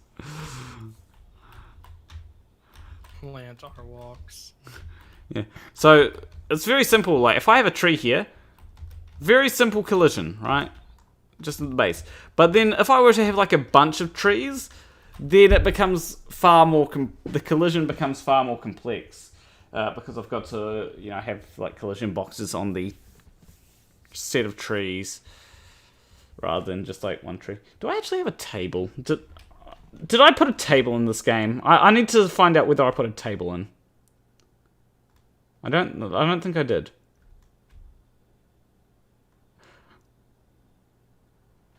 I'm actually gonna have a, like, what I'll do is I'll probably, like, do I have the table? No, the table's not here. I'm gonna put a table on, and then there's gonna be keys on the table, and I'm gonna have secret interactions so that you can basically, rather than prompts coming up when you get close to anything, there's gonna be like some things that just won't have a button prompt to interact with, and you're gonna be able to interact with it. And if you interact with the table, it's gonna go, why did you leave the keys up on the table? And it's gonna say you wanted to.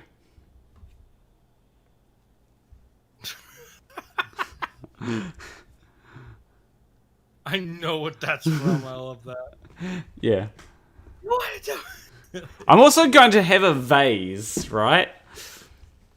And the vase is going to be like the exact shape of the player character.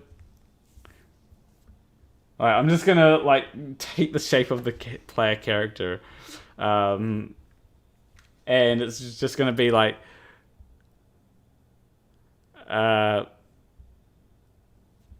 essentially what's going to happen is it's going to be the exact shape of the player character when in the idle state, and you'll be able to go up and interact with it, and it'll just come up this convenient shaped vase seems to be in no, not vase, lamp. So this conveniently shaped lamp might be in the wrong game or something like that, and that's going to be an Undertale reference. God. I'm going to have all the references. All the reference.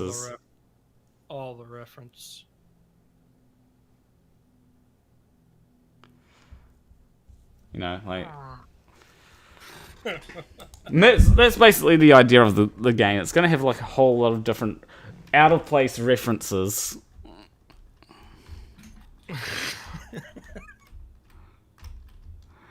You know, because like this game is not going to take itself too seriously. Like, let's be real. Why would anyone make a game about Flat Earth that takes itself seriously? Yeah, that'd be cringe. Only time is if you're Terry Pratchett, then you might be able to get away with that. But yeah, Easter egg hunt. Yeah, there's going to be heaps of Easter. There's already Easter eggs, right? There's already Easter eggs in here. Like, absolutely, like. Yeah. I don't shy away from putting Easter eggs into these things because, like, Easter eggs are fun to have. Easter eggs are great.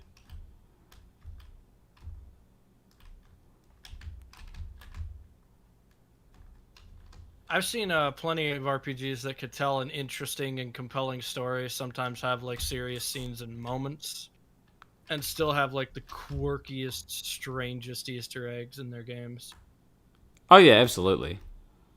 It's like that's kind of what builds the game's personality, is actually being a labor of love. Yeah, like this whole game has been me like there's a couple of goals I have. Like the first goal is I want things to look good, right? Like I want this game to look good. I want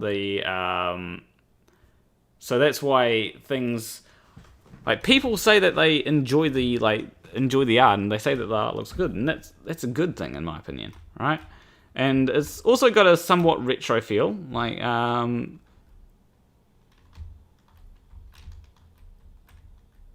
then there's also I want the music to be brilliant. I'll play I'll show you the music that I've written for. What I'll do is I'll play the music that I've written to end up the stream, right? Because we've been going for a few hours now, and we've covered quite a few topics. So, like all my streams, I generally like start off with something and then cover quite a few topics. Before we end up the stream, don't forget I've added Sharpwing's channel in the description. Make sure you go give him a sub. I do. Yeah, give me a sub. You guys can promote the tweets involved with the mishandling of YouTube's policy if you want. I have some fundamental doubts that anything will be done, because if YouTube wanted to do anything about it, they would have addressed it a long time back. Yeah.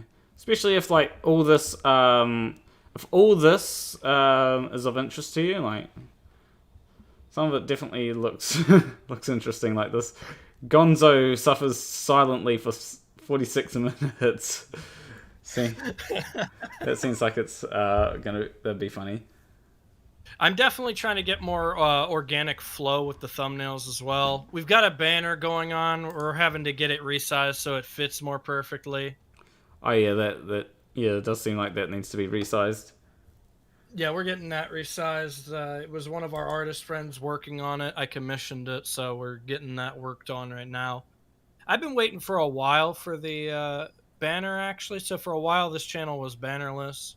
It's still very much in its infancy, but I've been making content for a long time on YouTube. Podcasting was just one of my endeavors I more recently decided to get into. And who knows? Maybe one day I might show up on the Sharpcast if I've got some time. Oh, you absolutely could. I'm trying to set it up now to where I can have independent shows of my own that have like guest segments and stuff like that. Because Helios, when he gets the mic, he likes to ramble on about his political knowledge. Like, he will educate you. That is fair. That is fair. That is fair. Yeah. I'll also post the link to this in chat once again, so that if people want to retweet, I think I'm pretty sure it got like another retweet. It might. Also streaming. I can't remember. Well, I can't tell. So yeah, because we do need to. Debunking misinformation is important, right? As I've said many times, I think it's very important to be able to debunk it because like a lot of people don't know how to go ahead and debunk it, and if everyone's going ahead and trying to debunk the same thing, it gets tiresome, right? Sometimes you just want to go to the particular thing, and sometimes I've used other people debunking something as a way for me to debunk something myself. And if that wasn't allowed, then I'd have huge problems. So yeah. Yeah. Like, I'm actually really glad, thank God, that YouTube implemented the warning system. Because otherwise I would have had a strike on my channel and I wouldn't have been able to upload content for about a month. I think it's about a week for the first one at least. Like, Yeah, I'm not too sure about that. They're always changing the policy around. That's probably the case now. Yeah. Yeah. Anyway. In particular, we have like a wide assortment of stuff that we've talked about. There is a separation of content because as well, this is like kind of a group channel. Gonzo most of the time works on editing and putting together the podcast, while I do like game streams and stuff on the side on my other channels. Yeah. I used to be a Gary's Mod animator as well. I made like source animations and stuff to entertain people. I've been planning on going back to that and hopefully like building a community out of everything that I like and not just one niche thing that happens to be me. There's a fine differentiation between the content of According to Gonzo, where it's like Gonzo gives his analyzed, detailed opinion on things. There's Sharpcast Plays, which is more of like a Game Grumps style, brain scratch comms style commentary of video games. We talk about the things in the video games and philosophy and stuff like that, but we can also go off track and have like conversations about philosophy and the current state of things and stuff like that. Maybe what you should do, right, is do what Destiny does and just debate people while playing video games. Oh, man. That'd be fun to see. I have not tried on-the-fly debate, so I would probably attempt it. The problem is, if I screw that shit up, these people are going to eat me alive. Yeah, oh, that happens to everyone, though, isn't it? Like, if someone screws up, then people are generally like, oh, this person is terrible or something. Yeah, but you could, like if you're not good enough at what you're doing, they can make you look genuinely awful. I've seen people attempt the whole debate scene that did not know at all how to approach debate or the tactics of their opponent or anything like that. And I have more experience with like a conversation-esque talk show type thing than I do actually debating people. It does take a bit of practice. Like, I am trying to get better at doing live things, trying to make my speech flow rather than having to take breaks to think about the next thing that I'm going to say, you know? And it's one of them things that does get pretty difficult at times because I am not necessarily the most... How do I put this? My speaking is often quite interrupted, if that makes sense. I often interrupt my own speaking. Yeah, and in particular, I have a guy on there called Renkuno Palmier. I already mentioned him briefly, but he was like a voice actor who wanted to get like involved with some anime stuff, so he brings some interesting stuff to the table. Like he had a Donald Trump impression he did that was just like way over the top and periodically spoke Japanese called Holy Night Donardo. Ren is just over the top when it comes to his like jokes and stuff like that, and it's fantastic. Often we've tried different combinations of people to really flesh out that bombastic nature of some of our co-hosts. But I'm really wanting to try and do that by really expanding on the talk show format with the Sharpcast, breaking away from things that are strictly political and talking about things like LGBT issues, which branch from like tons of different things, from like culture to philosophy and stuff like that. It's not all strictly political. Like, for example, the question of does Has-Been Hotel give a pretty decent representation of LGBT people, or do you like Has-Been Hotel? Those aren't strictly political questions. And often I think it's a lot more fun to debate like or have conversations about like culture and the things that actually change our society, because I think often we take for granted how much society is influenced by the things that we like. Yeah, definitely. But like celebrity is an important thing to society and it plays its role. Yeah. Anyway, I'm going to end up this. I think this is a good place to end up the stream. Make sure everyone leaves a like and subscribe if you haven't already.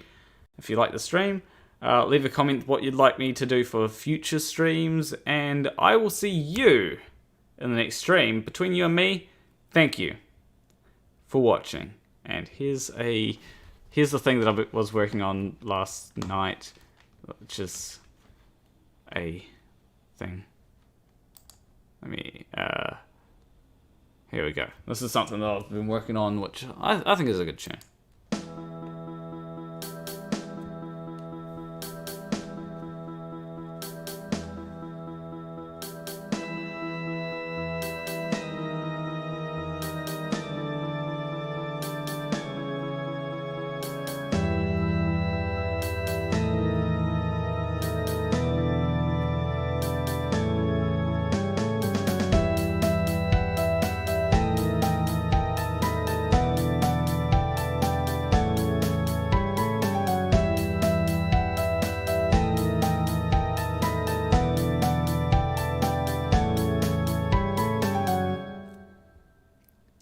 Just a really simple piece for now, but I'll expand on it. Anyway. Yeah, that shit slaps. I like that kind of stuff. Where is the end stream button? It's somewhere around there.